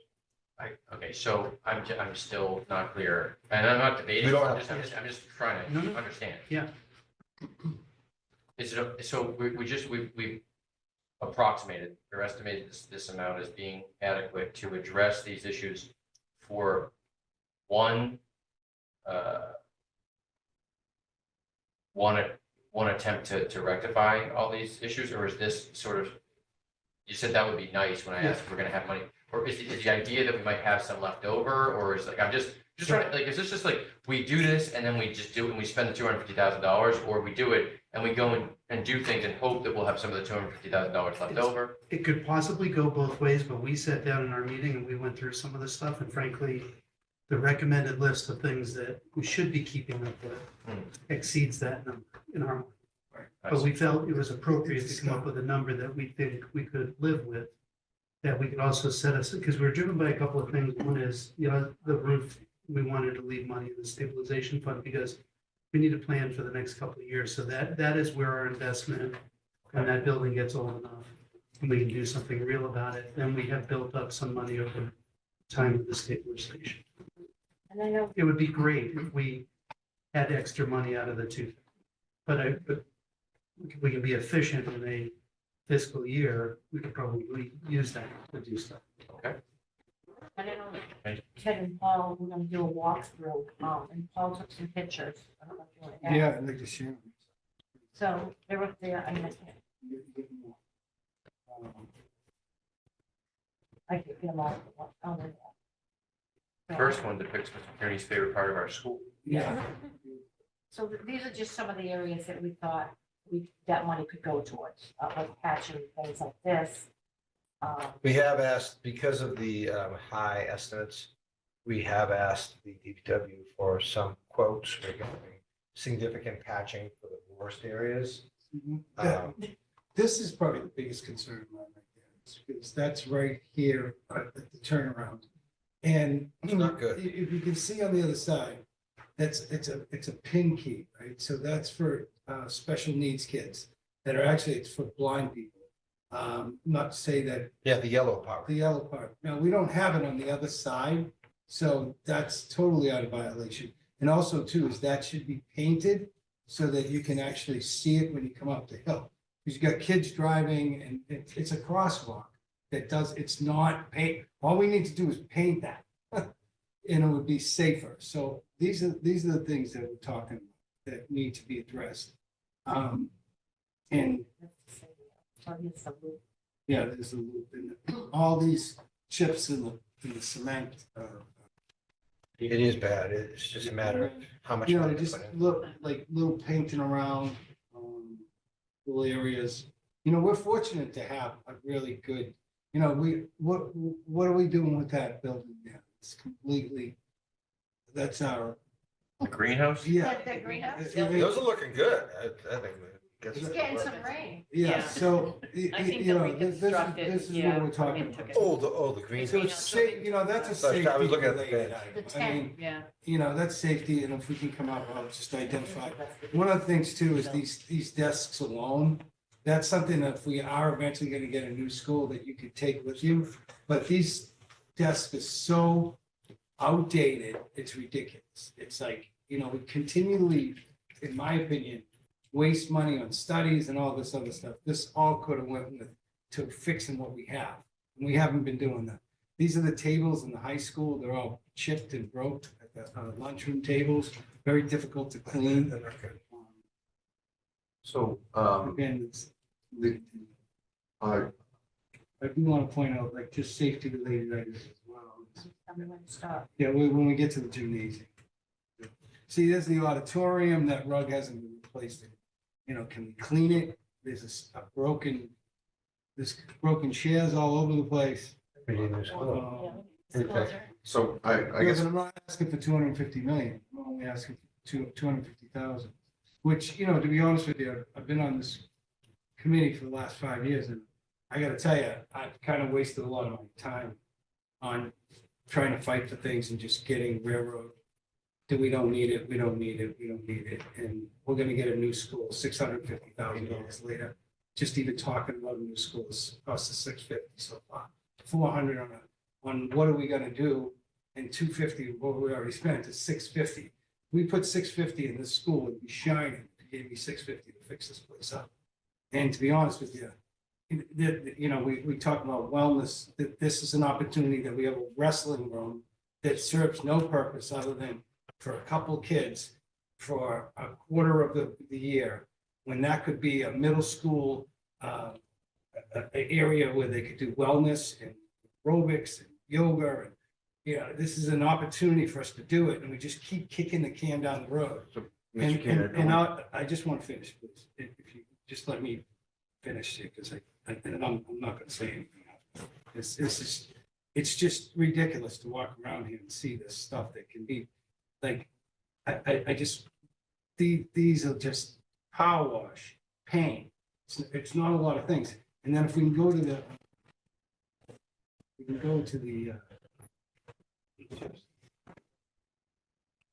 yeah, see, even the wall here, like, if you're playing basketball. Okay, see, this whole, the whole gym needs to be painted. However, this is a safety concern too, because you're playing basketball, you get a brick, you get a cement wall. That padding should go at least to the 3-point. That's just an accident waiting to happen. You know, it's surrounded around the whole school, basically. You know, these are the washer dryers, like those hand dryers don't work since COVID. The idea that you can't wash your hands and have soap at the same time is ridiculous. It's so, like, that's what I'm talking about. Like, that there's no hot water. These sinks need to be replaced. And there's one that has a pad.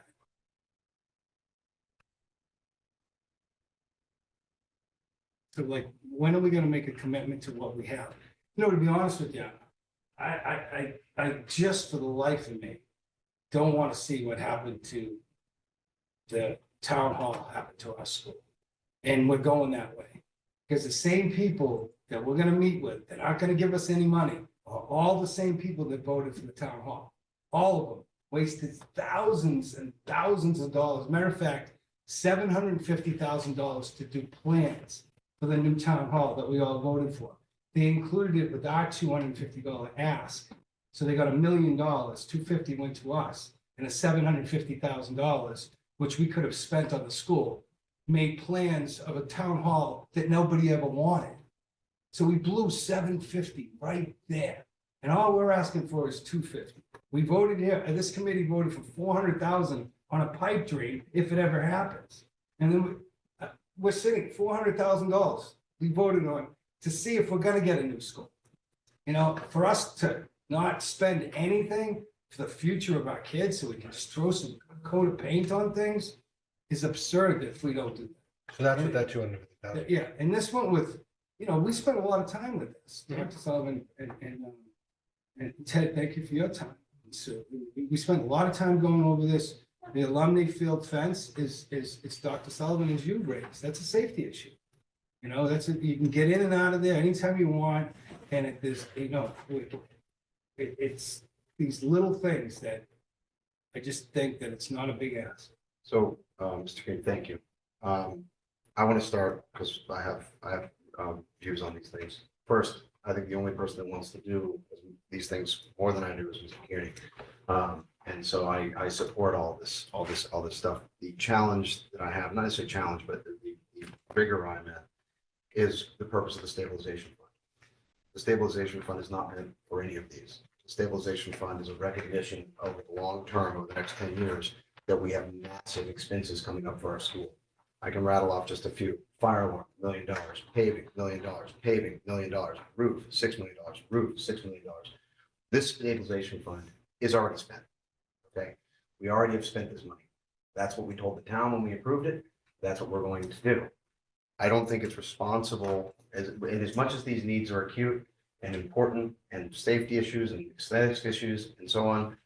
The ones that I think fit in the mission of the stabilization fund, having been on part of the committee that helped establish this, the fire alarm is an unexpected capital expense of going to be $1 million. I think that fits within here. The Deer Hill tiling is a capital expense that we need to get done for the purpose of maintaining the buildings. The roof is obviously one. I don't think we need to budget for that in particular. I think we just leave the money in the account. Another important thing to keep in mind about the stabilization fund is the money is in the account. Every year it is funded. It is banked. It is our money. The only thing we have to do is get as we do with every capital request, get approval from the select board and then town meeting. But the money is there. It's earmarked for us. No one else can touch it. So it is ours, and it's there for these larger expenses that are coming up. As far as the alumni fence, I think that is more of a regular way capital request. So I think that was. They're not going to give us. They might not, but I think. That's what I'm talking about. It's a big waste of time. I wasted 5 years and got nothing done. So nothing. I got nothing done in 5 years. Well, I got nothing done. I think the school buildings grounds still the same. Are show proof that you've gotten Put a played. beautiful fitness room and you did. That wouldn't have got done. They didn't approve that. We had to take. All the ideas around the food service areas that you don't give yourself I get that, credit. but I'm just saying. I just want to add one more element, which is, given where we are with the politics in the town, Outside. there were a lot of people who opposed the stabilization fund for the schools on grounds that we would take the money and be irresponsible with our requests and our spending. So I think that makes it a premium for us at a minimum this year to come to the capital group, the capital board, with a very responsible and measured request. And so when I look at this list, the only requests that I would support are the fire alarm and the Deer Hill tiling. The balance, I would support the alumni fence, but I would support it as a regular capital request, not the stabilization fund. The safety of the buildings, many of those items are very valuable and things we need to do, but I don't think that it is specific enough for us to have a capital request yet at this point. I think we need to look at that. The other thing I think we need to think about, given this and given these pictures, we should be having a regular discussion about a maintenance budget that is an annual budget of $50,000 a year, $75,000 a year coming out of our operating budget that allows us to do these things. That allows us to paint, that allows us to create some of the aesthetic things that we're invest in these buildings the way we should. But I don't think the stabilization fund is the right vehicle to do that. And then, of course, the Osgood roof, I think it comes off because the money's still there. We don't need to earmark it. So those are my views on how we navigate some of the town elements on the stabilization fund. So I know we talked briefly. See if I can share it. I remember the full paving is still. Yeah, that's another one. I mentioned that on the thing. That's $2 million. That could come out of the stabilization fund. That's the sort of expense. And don't remember the fire alarm expense. It's $1 million. Pretty. Yeah, so we got a $1 million fire alarm, 2 $1 million paving jobs, 2 $6 million roofs. And I think that's even assuming we get MSBA. But we're gonna build a $200 million high school. But we're not debating them. Yeah, but I mean, you can't sit here and say you're not gonna spend 2 or 3 million, but we're gonna spend 200 million. Again, I don't wanna see these kids go through what top, to be honest with you, the town hall, the employees, 35 of them, you know, they had a problem and it's embarrassing that they have to sit in air conditioners that don't work and the buildings is what. But we got 800 kids going through this building. And it's not safe. And I'm saying that it's not safe. It's not safe. And if I was a parent, and I will be a parent, not a school committee member, I would sue the town. I would absolutely write up a lawsuit and sue this town. Because my child is So, Mr. not. Chairman, I'm gonna in a safe- unrecognize you at this point. No, I can, if you want to, if you want, I'm just saying We're where gonna I'm take the at. conversation into speculating about litigation against the town. I think we're gonna have to It's- close off. this No, session. I want to be on record. No, I don't want you to be Wants on to be on record. record No. for saying that Mr. these Kearney, you are schools speaking aren't as a safe. committee member right now, not No, as a they're not. citizen. That they're not safe. The schools aren't safe. The Okay. schools aren't safe. And if somebody gets hurt around that bend because you guys didn't want to do it, so be it. But I'm saying it, so I have a Mr. Kearney, pure you're on. conscience that I did everything I can to make sure that this school was safe. And I was told that, no, we can't afford it. And I was told by, and you know what, to be honest with you, Lance, this is your vote. You have your vote. You can vote on it. If you don't like what we put up together, then don't vote on it. But we spent a lot of time on this committee and we came down, we put something together, and then you brought something else in that you think that you want, and that's fine. But this is a democratic society. We're gonna vote on it. You wanna vote on yours, you can vote on what came out of committee. This is what came out of committee. We worked hard on it, and then it was changed. And I It hasn't been really don't changed. appreciate it. No, nothing's been changed. This is the discussion forum. Yeah, but it's not from committee. You brought that. I'm expressing my views on what's come out of. But that's committee. your opinion. That's- It's not what came out of subcommittee, Lance. Okay, this is What what came came out out of of subcommittee, subcommittee. and you have my views on it. And we Okay, have your that's views on fine. it. Are there other views from committee members? Yes, I'd like to be recognized, Mr. Chair. And you are recognized, Mr. McCollum. So, I think this is a really tough issue because as Mr. Kearney knows, I share in his, I share in his fervor, relative to the condition of the schools. Mr. Kearney, I would just say that I think that you're misdirecting your vitriol a little bit. I think that you're frustrated with the condition of the schools and you are one of the most passionate advocates for children on this entire board. And I applaud you for it, but I think directing your frustration, exasperation towards the chair or towards efforts to, which by the way have been going on for years and which I've dedicated a lot of my personal energy to exploring the need for a new school in this district, which if you go to any other district in this Commonwealth, you know, our school becomes, in my mind, an embarrassment. And it's just not modern. And I don't think it's an either or situation. I think it's both. I think we need to maintain what we have, so the kids have the best possible building to go to while we have this more outdated building. But I think we also need on a simultaneous, parallel path to be exploring the options for a revitalized building, Right, and I support so, it. so, Mr. Kearney, I did not interrupt you when you were speaking. I just asked for just time.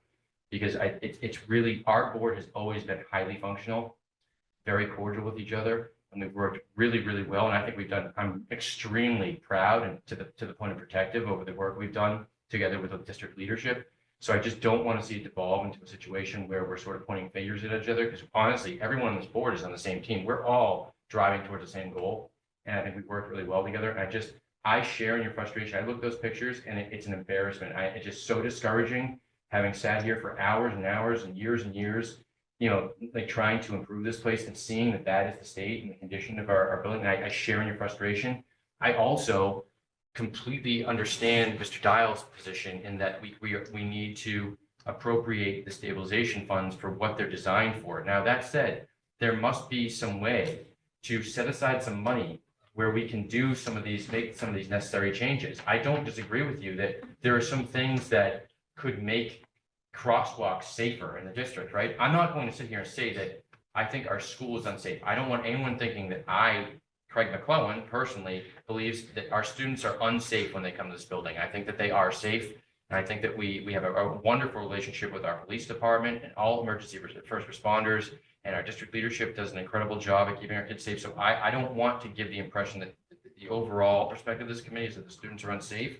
But there are, yes, always ways you can improve this, and I understand why you're frustrated, because since I've been on this board with you, Mr. Kearney, you've been advocating for this type of change. So I understand where you're sort of, you're just become completely exasperated. I just ask you not to direct it at either the chair or any other member, because we're all trying to get to the overall objective here of delivering the most beautiful and effective educational product to our students as, that we possibly can. So it was just hard for me to listen to that evolve, because we rarely, other boards sometimes do, but we rarely devolve into that sort of discourse. So that's just all I wanted to say, Mr. Chairman. Thank you for recognizing me. So, Mr. Carr. I just love being on this board, you guys are the so It's a good crew. I did not focus on the enabling language of the stabilization fund. But I like a model like this that says, finish what you've started that you can't afford, fix the stuff that you need to fix, save for the future, and accomplish in a very tight budget with the help of the new fund.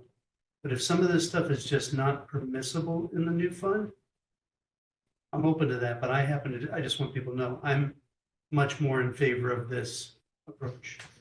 But I didn't focus on the language, so if we're prohibited, I don't. I also worry that the subcommittee considered a lot of, like, we saw a lot of like the patching and such, Yeah. like, is that going to be included in an overall like $1 million paving project, right? So it's like, and the patching isn't really that effective. It like, I think they patched that pothole in front of the superintendent's car, the parking spot 1 million times, and it just keeps on falling apart. 'Cause And it needs to be- truth be told, when they actually patched areas after Sue made a real strong claim about it, they did make the comment that, part of this is it needs total resurfacing. Like, it's like the patch is, you can't patch it anymore, it just comes out. So, but having said that, I did talk with Brian, and Brian Joyce, and he did say that he was asking the paving company to get or the vendor he was looking at, to give us a quote on the significant areas of need within that plan, because I think we all were a little sticker shocked at the over $1 million. To Mr. Kearney's picture point, and to his point, there are some real needs there in both campuses. So that is a consideration. The problem is we don't have the quotes. The only part I feel uneasy about it, I actually understand what you're saying completely, is that I don't have any specificity in some of those quotes, and I don't know how that will fly with capital. And I guess building on that, my concern on the specific safety of buildings is the lack of an enumerated list of items. And we have a $60 million list from AI3. We know what those are, but yeah, I mean, this will be viewed as a $250,000 kind of slush fund. You know, do whatever you want with it out of capital. I don't think that will be approved by or recommended by the capital committee.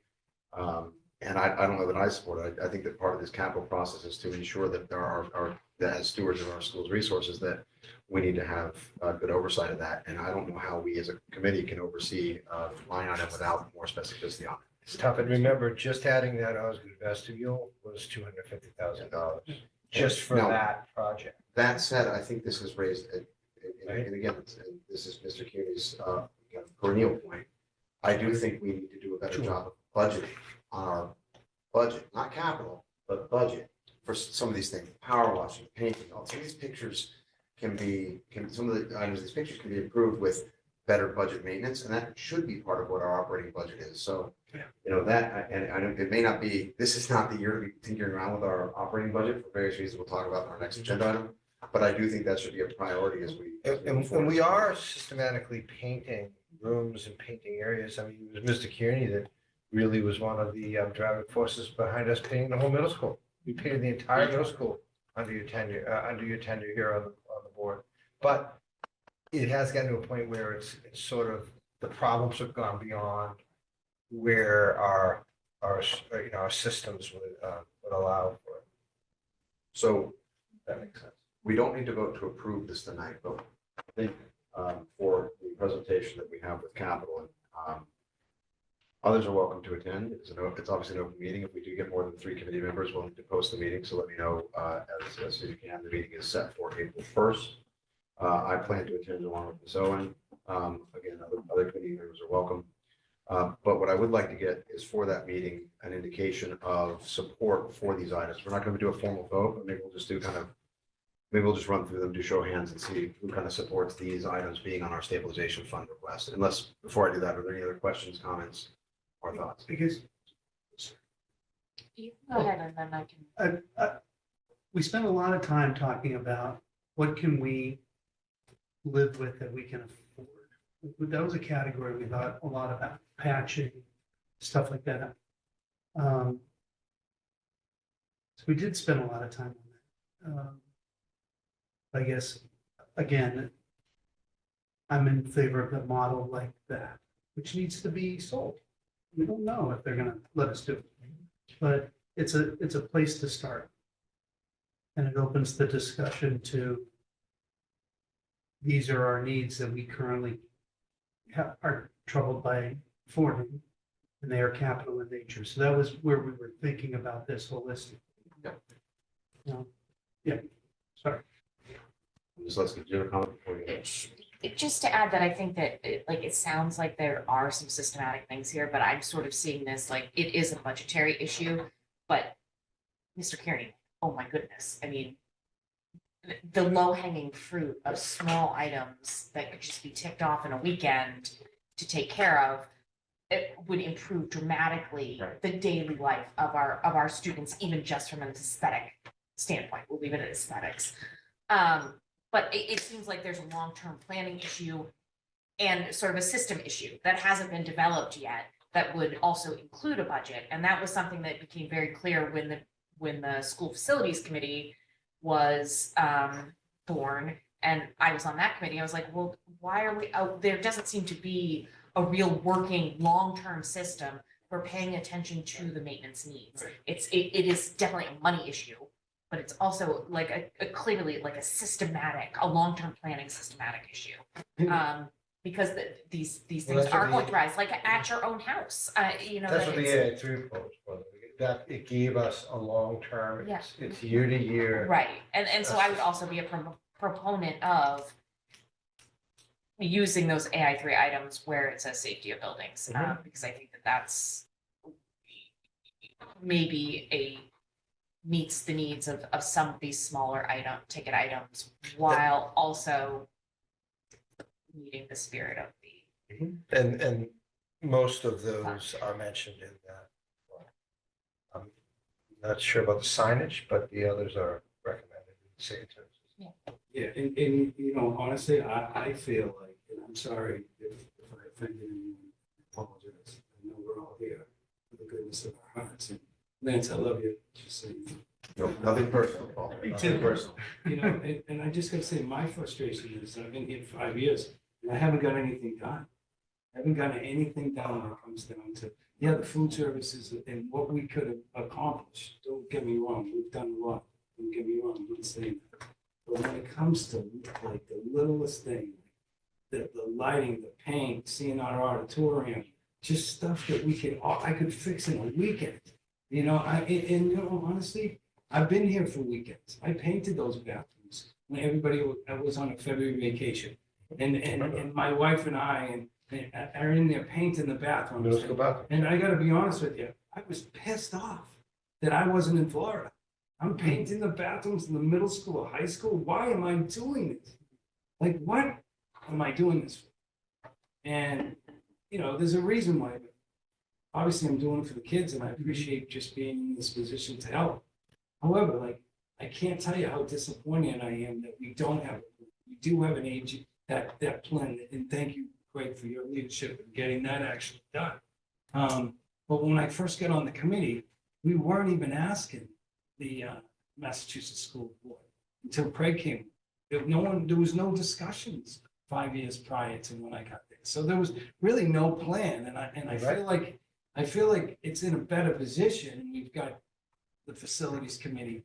However, I've been on there for 3 years. I thought that they would make more recommendations for us. You came out when I was an assistant superintendent. Yeah, So you've been here the whole time. So yeah. you're right. Nothing was talked about at that point. Nothing was talked about, and now we're talking about it, but it's all talk. No, I don't know. I think we've applied for a new roof. Yeah, We've no, I applied know, for but we for don't, the new school Yeah. or an extensive repair right, several times. yeah, I mean, we have so many improvements that we've made around here. What you've pointed out, we have a more systematic approach with our facilities team and our custodial team.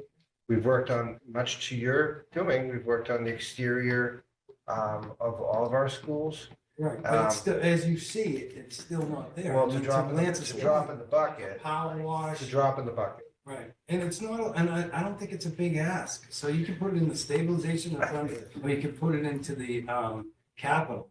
Whatever you wanna do, whatever, but we gotta make a case to this town that, you know, they don't have a school facilities director. You can't have Sue do that. Normally, when you go to Marshfield, you're gonna have somebody that's basically full-time on the schools, if I'm right. Most districts do.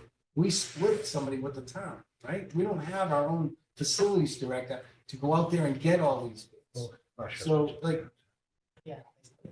But you're right. you know what I'm That's trying to fine. say? Like, I just think that there's not a lot of oversight. And these things are just paint and safety. And that's what we brought up in our subcommittee meeting. Yeah. Like, these are safety items. Well, there may be ways we can accomplish that without the, Well, so I guess just kind of focuses on the stabilization. My own view is that these are not items that fit in the spirit of the stabilization fund. But I want to get the view of the committee. We can take this to capital. My concern is that if we take this to capital, we risk some credibility. But I'm fine doing that. This is a committee decision. This is not a Lance decision, not Paul's decision, it's Lesky decision. Mr. McCollum, you are patiently raising your hand, which is so uncharacteristic of you. Well, tensions are high, so I'm trying to rein myself in. Well, first I want to state that none of the decisions I make related to the budget have anything to do with what I feel capital's opinion will be about it. I have had so many interactions with them that have been, in my opinion, extremely discouraging. And I to the point where I don't concern myself with what their perception of what is correct or meritorious or not is. I make the decisions based on what I think is best for, personally, I make decisions based on what I think is best for our students and for our staff and for our families. So Mr. Kearney's presentation is compelling. I just still am not getting to the $250,000 figure. I wonder if we can, is there a way, because like Ms. Lesky, I think put it great too. And Mr. Dial articulated the same thing. I think there are, most of those photographs, right, I think could be done in a short period of time for fairly short money. And we can start and you know, really making some headway with the aesthetics. I'm worried about when we're getting into more like hardscape infrastructure, like sidewalks and paving, because I just don't think, I'm not willing to throw more good money after bad there in that realm. But with the painting and the padding and the, you know, some of these things that the photos point out, you know, in the bathrooms and the hand dryers and all that stuff, this is easy. I feel like we could, I'm wondering if there's some way we can squeeze in. And I also agree with Mr. Dial's point. Like, I do want to remain within what the stabilization, special purpose stabilization fund is there to do. And that is really as a fiscally responsible planning tool for mid-range, shorter term projects, right? So like not building a school, but also not replacing a toilet. So it's like in between there. So that's what that is for. So I do think it's capital. I'm just wondering if we can rejigger these things where we can find an extra, like, I don't think we need more than $50,000 or $75,000 to do most of what Mr. Kearney wants. I think the more expensive, the higher ticket items, and the reason that would be pushed up is all the paving and sidewalk work, which I'm not saying, Mr. Kearney, I think doesn't need to get done. I would like to see something done. And I do agree. I think your presentation is compelling. And I just don't think the sidewalk and the paving, while something needs to be done, I think that's going to be part of a project that we consider in the very near future, where the whole thing gets done beautiful, rather than throwing $100,000 at it right now and then having to throw another $1 million at it in a year. So I'm wondering, is there some way that we can reconfigure these, or just, I don't know, there's some sort of like I'm looking at, I don't know, Mr. Dial, what do you, I mean, replace all projectors. Can we put that into the fire alarm and retiling category of the stabilization fund, and then flip that down there? That's 225. Take the 250 out for the safety of buildings thing. And now we got 25,000 to work with, and you just gotta find another like 25,000 to maybe improve signage and painting and aesthetics and power washing around the building. Cause then at least we're making progress here, because I do hear Mr. Kearney's point. But I also hear yours. So it's I'm very torn about this. The funny thing is, I don't think any of us disagree that all the stuff Mr. Kearney has said needs to be done.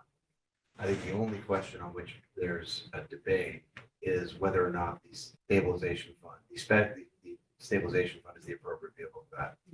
And I feel strongly that it's not. Now, I was just looking through, and actually, Ms. Owen, you might be able to help us out.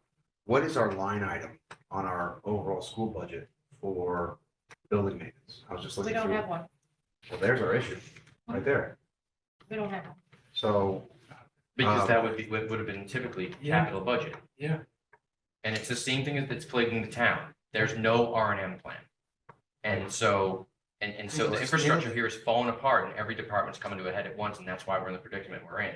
But and that's why I'm asking. So, Mr. Dow, you're right, but like, so we don't have the money. We can't do any ads in our operational budget. well, this is what we're looking at here, and this is actually, that might be a question for the next agenda item. Is maybe we need to explore that. Well, but again, what I'm worried about is that the stuff that Mr. Kearney is identifying. This is stuff that we need to do every year. We should be power washing Yes. that wall Agreed. every year. We should be painting Yes. every year. We should be doing, so this is a budget item, not a That's a capital expense. that's a facilities function. So what we need is well, I mean, we can get into who owns, Town facilities, it's important. we can get into We who don't owns oversee what, but the issue is that money needs to be spent every year. So I worry about Bingo. taking it away, not only from the stabilization fund in particular, but from the capital fund, because it minimizes the fact that these are recurring expenses. We need to budget for them, not just Band-Aid them. And I'll tell you, Mr. Kearney, that what happens here is if we do this $250,000, we do all your things, you'll have a gleaming school for about 2 years and it'll fall back apart. It's wasted money. So we're spending the money in the wrong way by taking from the stabilization fund. What we need to do is look at this as a budget matter and budget for it every year. And Yeah, but figure out how to do here's- that. Here's the problem with that, is you might be taking the teacher away as well, but now, if we have to go to capital for painting and keeping it up, I guess, that's what we gotta kind of look at now.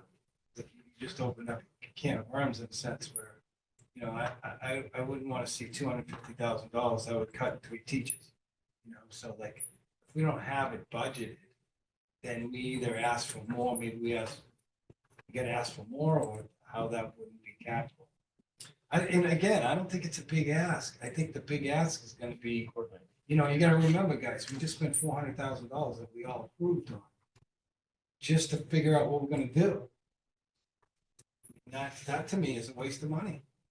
Well, it's not a waste of money at all. It might be. Well, I take great offense to that. No, it might be though. It's not a waste of If money. we don't get, let me ask you something, if we spent $400,000 on a school we never built, similar to what the town did, they spent $750,000 and they never built the town. Okay, I would submit to you that there is a completely different constituency when it comes to a town hall or a school, okay? No, I No think one- you gotta no one get in the more- history I of think the you gotta Gosford get- Greener that We has have- moved to town because they have a great town hall. We still have a couple of things. I don't want to get into 100% that agree. agenda item. I don't want to get into that debate. I still want to focus on what this committee would like us to present to our capital, in our capital presentation. Again, this is not for a vote. This is for them to review, provide feedback, and then provide feedback to the select board ultimately on what would be approved. So, I guess, let's just go through them. Any objections to fire alarm being on the stabilization? Any objections to alumni field fence? Yes. I object to that one. So I think, and again, we're not voting, we're gonna take it, but I think we'll pull that one off. What about safety of buildings, lighting, the general $250,000? We have a committee view on that. I hear you guys. I think our 400,000, very expensive report is our roadmap. And that is just a way to start in on our road. And I think it's very appropriate out of a stabilization fund, but we should budget every year for that kind of stuff. But we got to start somewhere. That's just my opinion. My opinion, Mr. Chair, if you're asking for everyone's opinion, is I want something of this nature. I would like to see some progress on those things that Mr. Kearney's pointing out. I just don't, I agree with you. I don't think it belongs in that category. It's what I'm trying to figure out. But so yes and no. I also think it's too much money. That's my position. Ms. Letsky, I think for me, it's sort of a wrapping paper issue where I really would like to see it as items that are on, like, very specific items. This is, it's too broad for me, too vague. And because I agree with all of those things, but just if we can then, as a committee, be able to go back to that report from AI3 and say, it's these 4 things that we're taking care of. And that's where these ideas came from. It just feels better to me. More measured. So it's not the content, it's just sort of the specifics around it. Yeah. So we don't have a consensus view on this item. I think in that case, what I would propose that we do is present this to capital, knowing that there's not a consensus view at the committee. Do you want to present any alternative one or just this one? Well, I think we've worked through this with enough discussion that I think this is probably the way to go. Okay. Then Osgood Roof, I would propose just removing this because we don't need to earmark that money specifically for Osgood Roof. We can just say it stays in the account and then we're able to use it for other functions going forward. Yeah, because you might want to use it for paving too. Can I ask a question about that? Does the account, it's currently funded at 1.5? So due to the magic of municipal finance, I understand it's actually currently funded at 3 million. Oh, Because of the timing that we received the approval of the override, I guess it was. yeah. Happened in one fiscal year and then we went to another fiscal year, so we actually got the 1.5 million for both. So that explains a lot on another matter, but okay. Got that. So yes, so we should have, and I don't know if the money's in an account just yet, Yeah. but the account is funded to the tune of 300. I just didn't know on the thing on the roof is, do we have to identify it some way, what we intend to use that money for?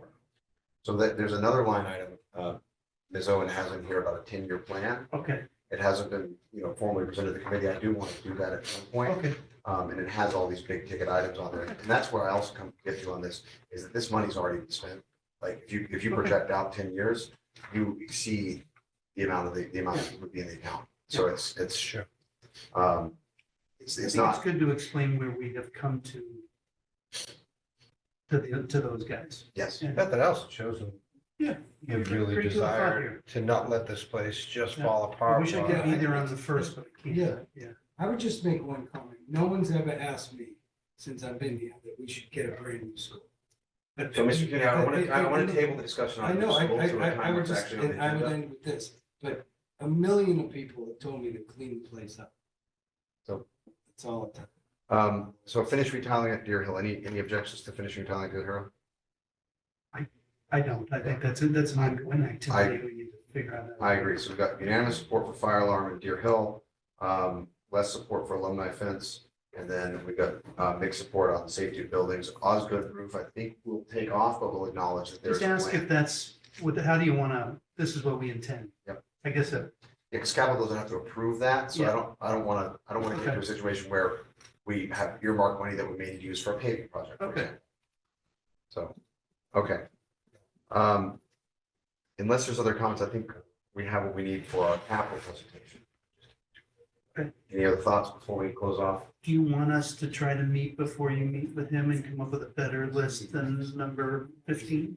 Actually, if you have a chance to try and itemize this a little bit Yeah. more, I don't know that we'll be able to get full committee views Yeah, but on it. maybe just a little, if we got something like this is how we would spend it. Yes, This is our if priority. there could be a plan, I think that would be helpful in the presentation. I think that's. Lance, if we took the 250 off and just had it banked, would we have to explain? I mean, if we're not explaining what we're spending it on, wouldn't we be able to spend it any way we wanted? Well, no, we don't get to spend it at all. It sits in the bank, we don't get to touch it unless we approve it. and then ask for it, and it Gotcha. gets approved. Okay, So we can't so do the it. fact that it's banked is why it doesn't have to go on. Yes. Gotcha. All right, Yeah. thank you. So yes, why don't we try to get together and come up with a priority? And that'd be helpful for the discussion on Monday. Any other thoughts on capital budget? Before I close off that agenda item? All right, so. Told you about that one. Ms. Owen, I will turn the floor over to you to talk about our proposed FY 25 budget. And again, this is the last formal committee meeting we will have before have our public forum on budget and then ask to approve it. So we do want to take a pretty good look at this one. For the meeting. Just a plan.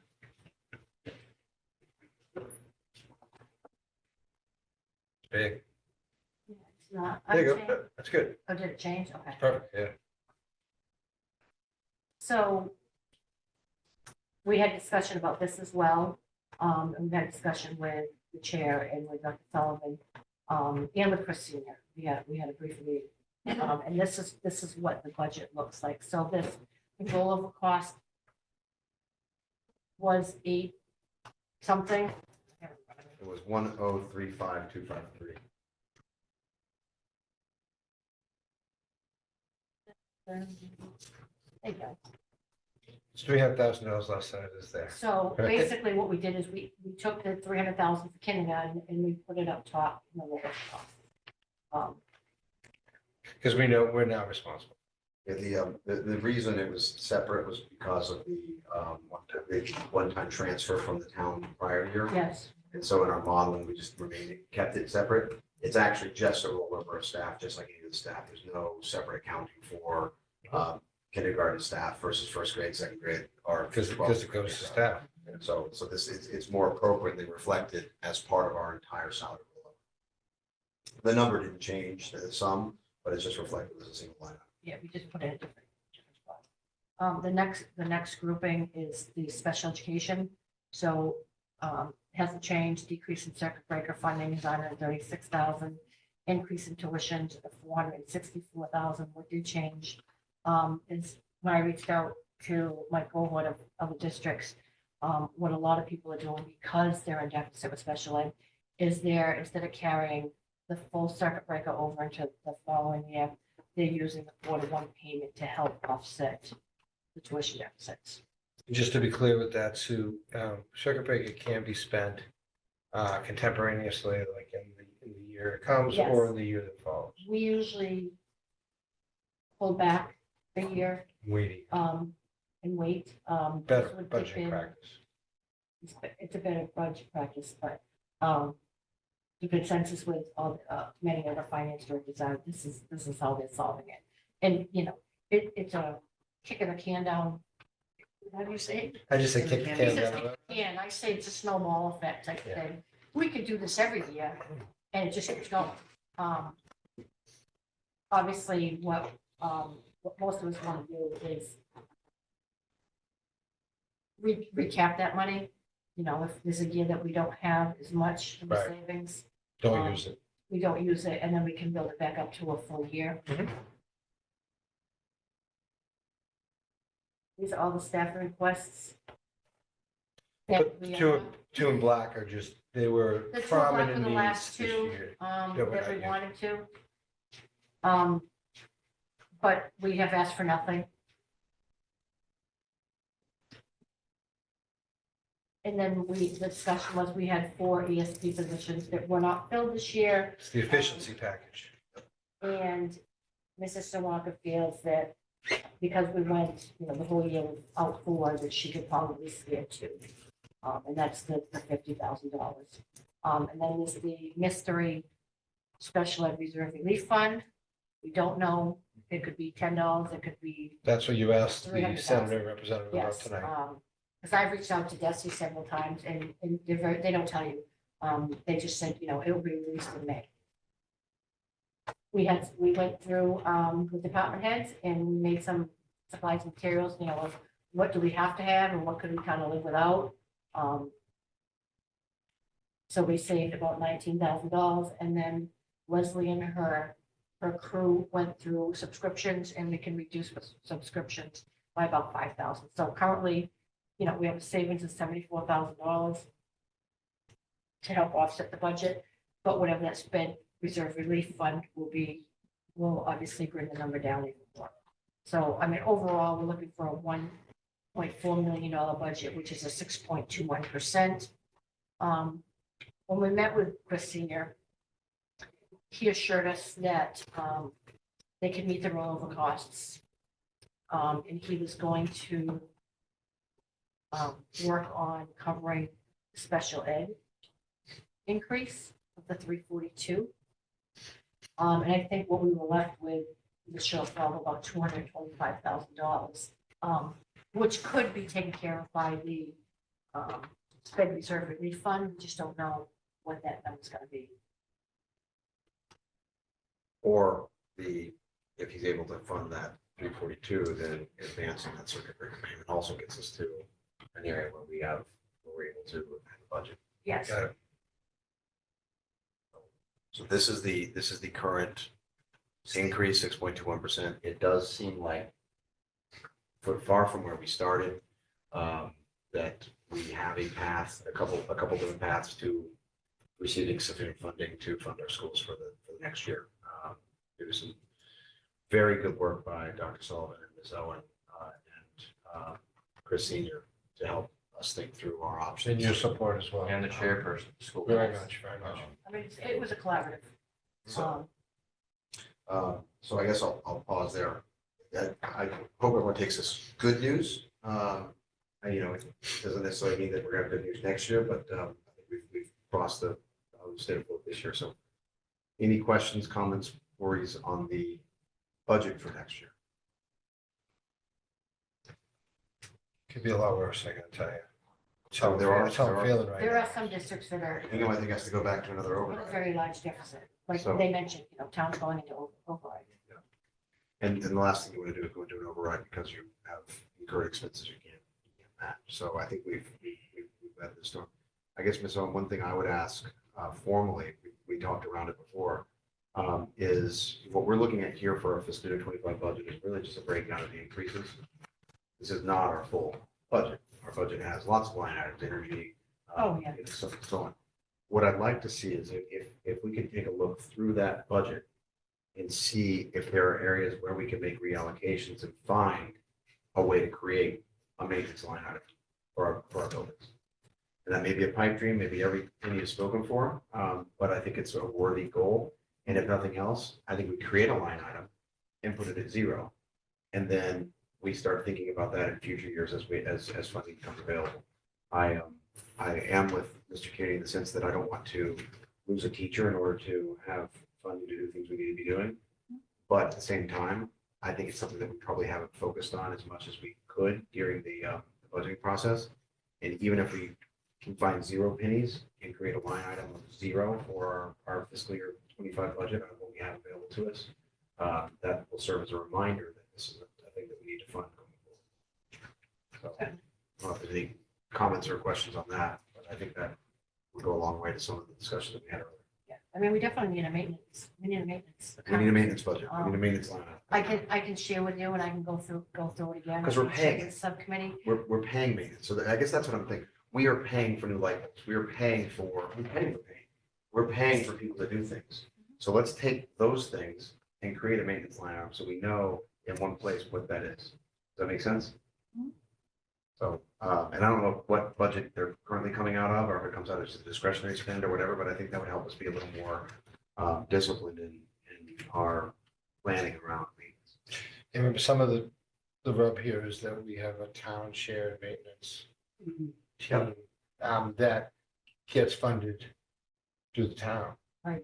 So that's the construct here. So it's. And so So a lot of it ends up hitting this custodial supplies materials because it's the only place it can come out. That's the closest connection we can make. So And, this may be something we have to do in concert with the town. and if you remember my original, well, it's probably still here. Increase, I was gonna increase custodial supplies materials by $20,000. That's So there it is. I mean, those are the, I mean, that's That would be the beginning of the maintenance. Yeah. utilities budget too. Utility budget. I mean, those are, so we do try to find ways to do it, but we were so bare bones this year. So, sorry, that's just a thought. So, any concerns with this budget being the budget that is presented to our budget forum, which will be 2 Wednesdays from now? And remember, on that day, we come 30 minutes early. The budget forum is at 5:30, not at 6. Then we have our school committee meeting at 6.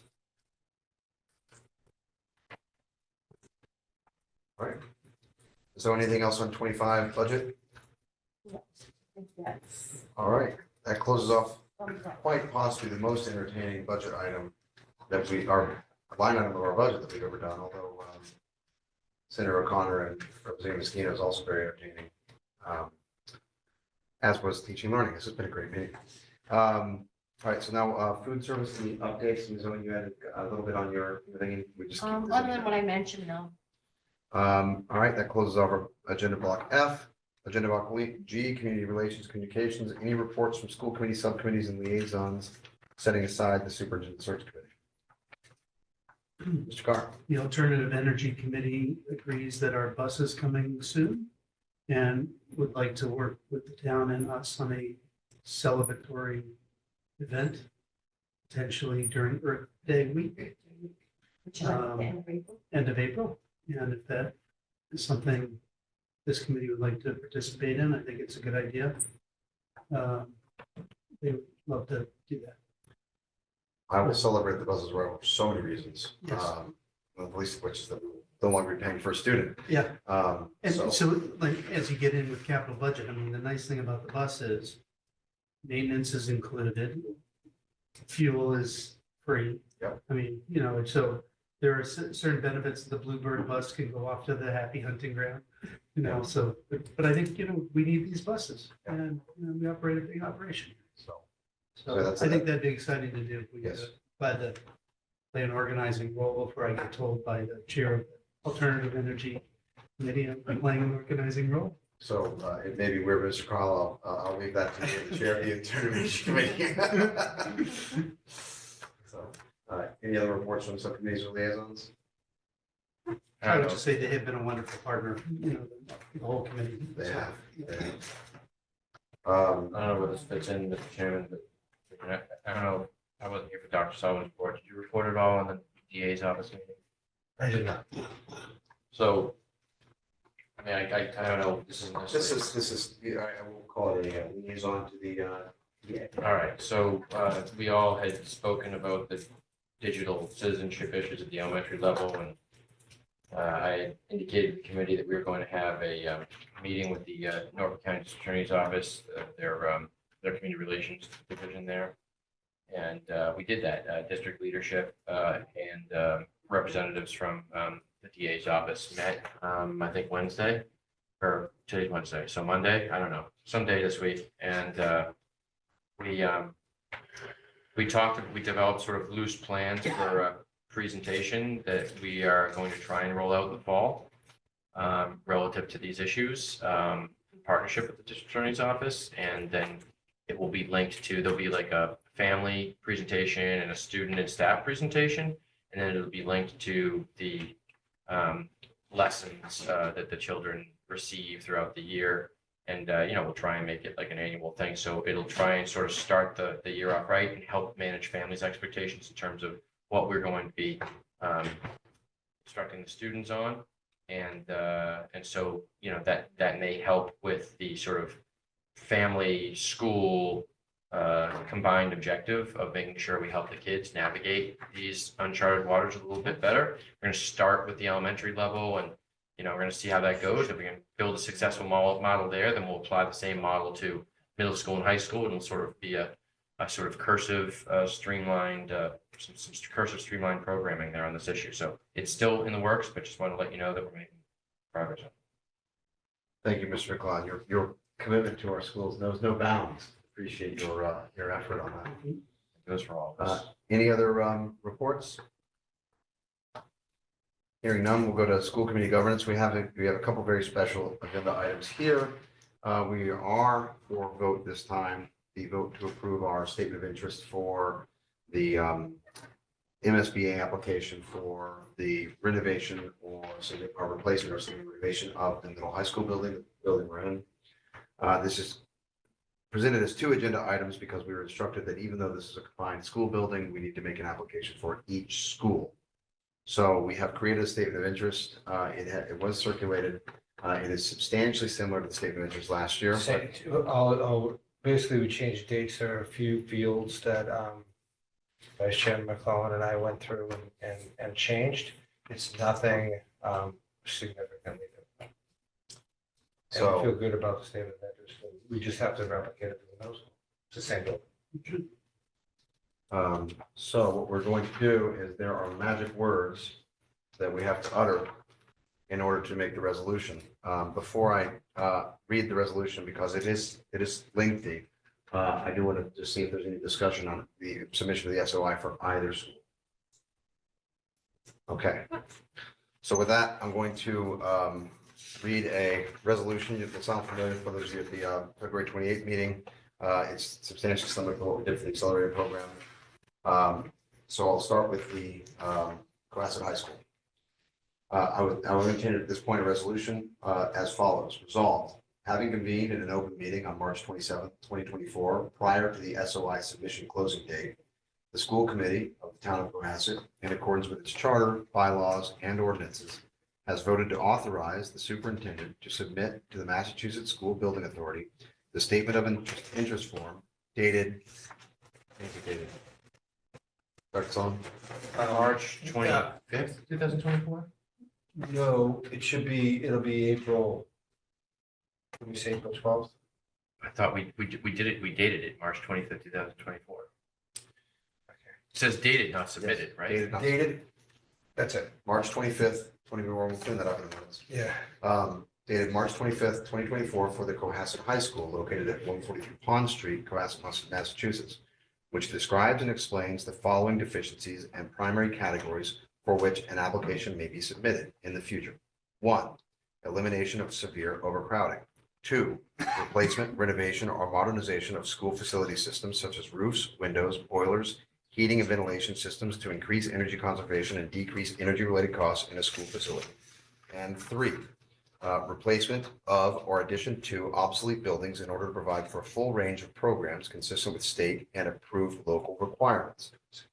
And hereby further specifically acknowledges that by submitting this statement of interest form, the Massachusetts School Building Authority in no way guarantees the acceptance or approval of an application, the according of a grant or any funding commitment from the Massachusetts School Building Authority, or commits the town of Cohasset to filing an application for funding with the Massachusetts School Building Authority. Do I have a motion to that effect? Yes, so much as it's amended to reflect a March 26, 2024 date. I just got the date wrong by accident. I was missed my day. So we, second. All in favor? Aye. All opposed? All right. We're gonna do that again. So that'll close off the high school. We're gonna do the middle school. You think I have to read the whole thing, or can we just take it as read? And I'll just ask for the motion. I would read it. Just because I don't want anybody. Resolved. So I would entertain a motion as follows. Resolved, having convened an open meeting on March 27, 2024, prior to the SOE submission closing date, the school committee of the town of Cohasset, in accordance with its charter, bylaws, and ordinances, has voted to authorize the superintendent to submit to the Massachusetts School Building Authority the statement of interest form dated March 26, 2024, for the Cohasset Middle School located at 143 Pond Street, Cohasset, Massachusetts, which describes and explains the following deficiencies and the primary categories for which an application may be submitted in the future. 1, elimination of severe overcrowding. 2, replacement, renovation, or modernization of school facility systems such as roofs, windows, boilers, heating and ventilation systems to increase energy conservation and decrease energy-related costs in a school facility. And 3, replacement of or addition to obsolete buildings in order to provide for a full range of programs consistent with state and approved local requirements. And hereby further specifically acknowledges that by submitting this statement of interest form, the Massachusetts School Building Authority is in no way guaranteeing the acceptance or approval of an application, the according of a grant or any other funding commitment from the Massachusetts School Building Authority, or commits the town of Cohasset to filing an application for funding with the Massachusetts School Building Authority. Do I have a motion to that? So moved. Motion made by Ms. McCullough. Do I have a second? Second. Second by Ms. Leskey. All in favor? Aye. Opposed? Motion unanimously carries. Dr. Sullivan, please file the statement of interest with, I think the select board still has to approve. They have to approve. So please proceed with that approval process and then ultimately filing the statement of interest. Thank you very much. Look kind of when the next meeting is. So, Superintendent Search Committee report. Chairman McClellan, Vice Chairman McClellan, I think we have. I'm sorry, Mr. Chairman, what? Superintendent Search Committee report. I think we completed the work at Search Committee and we had that report. So, I guess I would just note, just checking with the committee, April 3rd. Does that work for all committee members for interviews? It would be a relatively, I would say relatively long meeting, probably about this long, with an hour each for each candidate, probably a 5-minute break in between, then some time for deliberation. So it's looking like it's going to be about a 6 to 10:30 is what I guess for that meeting. If we cannot come to a conclusion and vote on that, then we'll table that for a later meeting. But that's the plan right now, is April 3rd for a school committee meeting. Any objections? For the sole purpose of interviews? For the sole purpose of interviews So and to vote. Is it a special meeting? Special meeting of the class school. Okay, so Dr. Sullivan and Dr. Scollins won't be there. They will not be. When's that? That will be April 3rd, next Wednesday. Next one. Non-televised. Non-televised. It will not be, there will not be a virtual option. As I explained in the opening comments, we don't want a third interview candidate to be able to benefit from watching a first interview candidate and see what questions are being asked. I just got a question. How do you want to handle minutes on that? So one of us committee members will need to take minutes. And we can work through that Can we do it here? here in this room. Yes. Absolutely. We're starting at 6. Starting at 6. So, Mr. Keeney, do you have any concerns with scheduling, timing? As you just do, look at your phone, so just make sure. No. So, all right, so Dr. Sullivan, if you can just make sure we get that posted, if you don't, Saritas to I will. get the. I think we're thinking about preparation of the room. Right. Is there a particular, yeah, is that what you're saying? Yeah. If there's an issue with, I think the preference would be to have it here. If there's an Yes. issue with having it here, we can do it somewhere else. Okay. So just, we'll. And we'll just go over how to set up the room. Yeah. If you want it in this, if you want it in this manner, we can do it. Yeah, do like this. I can also. I mean, this is really set for that, but. Right, but you could. Yeah, no, but. So I mean, this would be fine for the candidate here and there. All right. So. Okay. Excellent. And we don't need any of that. Easy, that's it. So there are no topics not reasonably anticipated by me. We do have 2 sets of minutes to approve, I believe. The minutes from April 28th. And I'll ask for approval separately on these because Mr. Carr, you were not at the April 28th meeting. So, February 28th. Yeah. They are in your materials. I'll just check to see if everyone's had a chance to review and if there's any comments or questions. And if not, I'll start with the February 28th minutes. Any comments, questions, concerns? Motion to approve. Compliments? All right. I have a motion- compliment. Once again, I want to thank Kathy Bach, who is still hanging in with us. She is on a Kathy. Zoom. She's our secret weapon. The lady is amazing. I personally would be lost without her. And this is a huge, huge effort. She also sent over some resolution language too, just to remind us, which was nice. I think Yes. you had it, but Yes. that was a nice gesture. I very much appreciate Ms. Fox overthinking. So I think we have a motion on the table by Mr. McCullen to approve the minutes of the February 28th meeting. Do I have a second? Second. Second by Ms. Leskey. All in favor? Aye. Oh, I can't vote. nope. So we'll say, I'm so excited to vote. so the motions are approved by a vote of 4-0 with 1 abstention. And then we'll go to the March 27th, 2024 minutes. Do I have a motion to approve the March 13. the March 13th? I've got the agenda item. Motion made by Mr. McCullen. Do I have a second? Second. Second by Mr. Carr. All in favor? Aye. Aye. All opposed? Hearing none, minutes are unanimously approved. Just want to let you know the clerk of the town has asked for a copy of those specifically as it relates to voting. Awesome. Thank you. Topics not. Sorry, with the permission of the committee, we do want to go back to a topic not reasonably anticipated, which is a gift, It right? is. Can we have to vote to? We'll just, I think this will be a non-controversial. Okay. So, We do have, we had a gift come in at the, just right before the meeting. And this is from the Commonwealth of Massachusetts Norfolk District Attorney. Something they provide for us every year is $500 for prom and graduation night safe celebrations. So this would go to our PSO and it would help fund the alcohol and drug-free event that we usually have at Deer Hill. point of order, does this go to the PSO and then the PSO to us? We have to, they can only give it to schools, so it goes to us. And then we give it to the We give PSO? it to the PSO. Okay, fair. So we are accepting the gift for the purpose of giving it to PSO for the That's purpose correct. of, yes, okay, Move we accept the gift. yes. So we have a motion, second, all in favor? Aye. All opposed? No. Motion carries. The motion was made by Mr. Carr and seconded by Mr. McClellan for purpose of minutes. With that, are there any future agenda items that we want to go now? You can always talk to me later. Hearing none. We have 6 reasons to move to executive session. I'm kidding, I'm not going to go to executive session. So no reason, I will entertain a motion to adjourn the meeting. Motion to adjourn. Motion to adjourn made by Mr. Cullen, second. Second. Second by Ms. Leskey. All in favor? Aye. All opposed? The meeting of the Classic School Committee is hereby adjourned. Thank you very much for all your time. Thank you for staying with us on the Zoom. Thank you. Good night, everyone.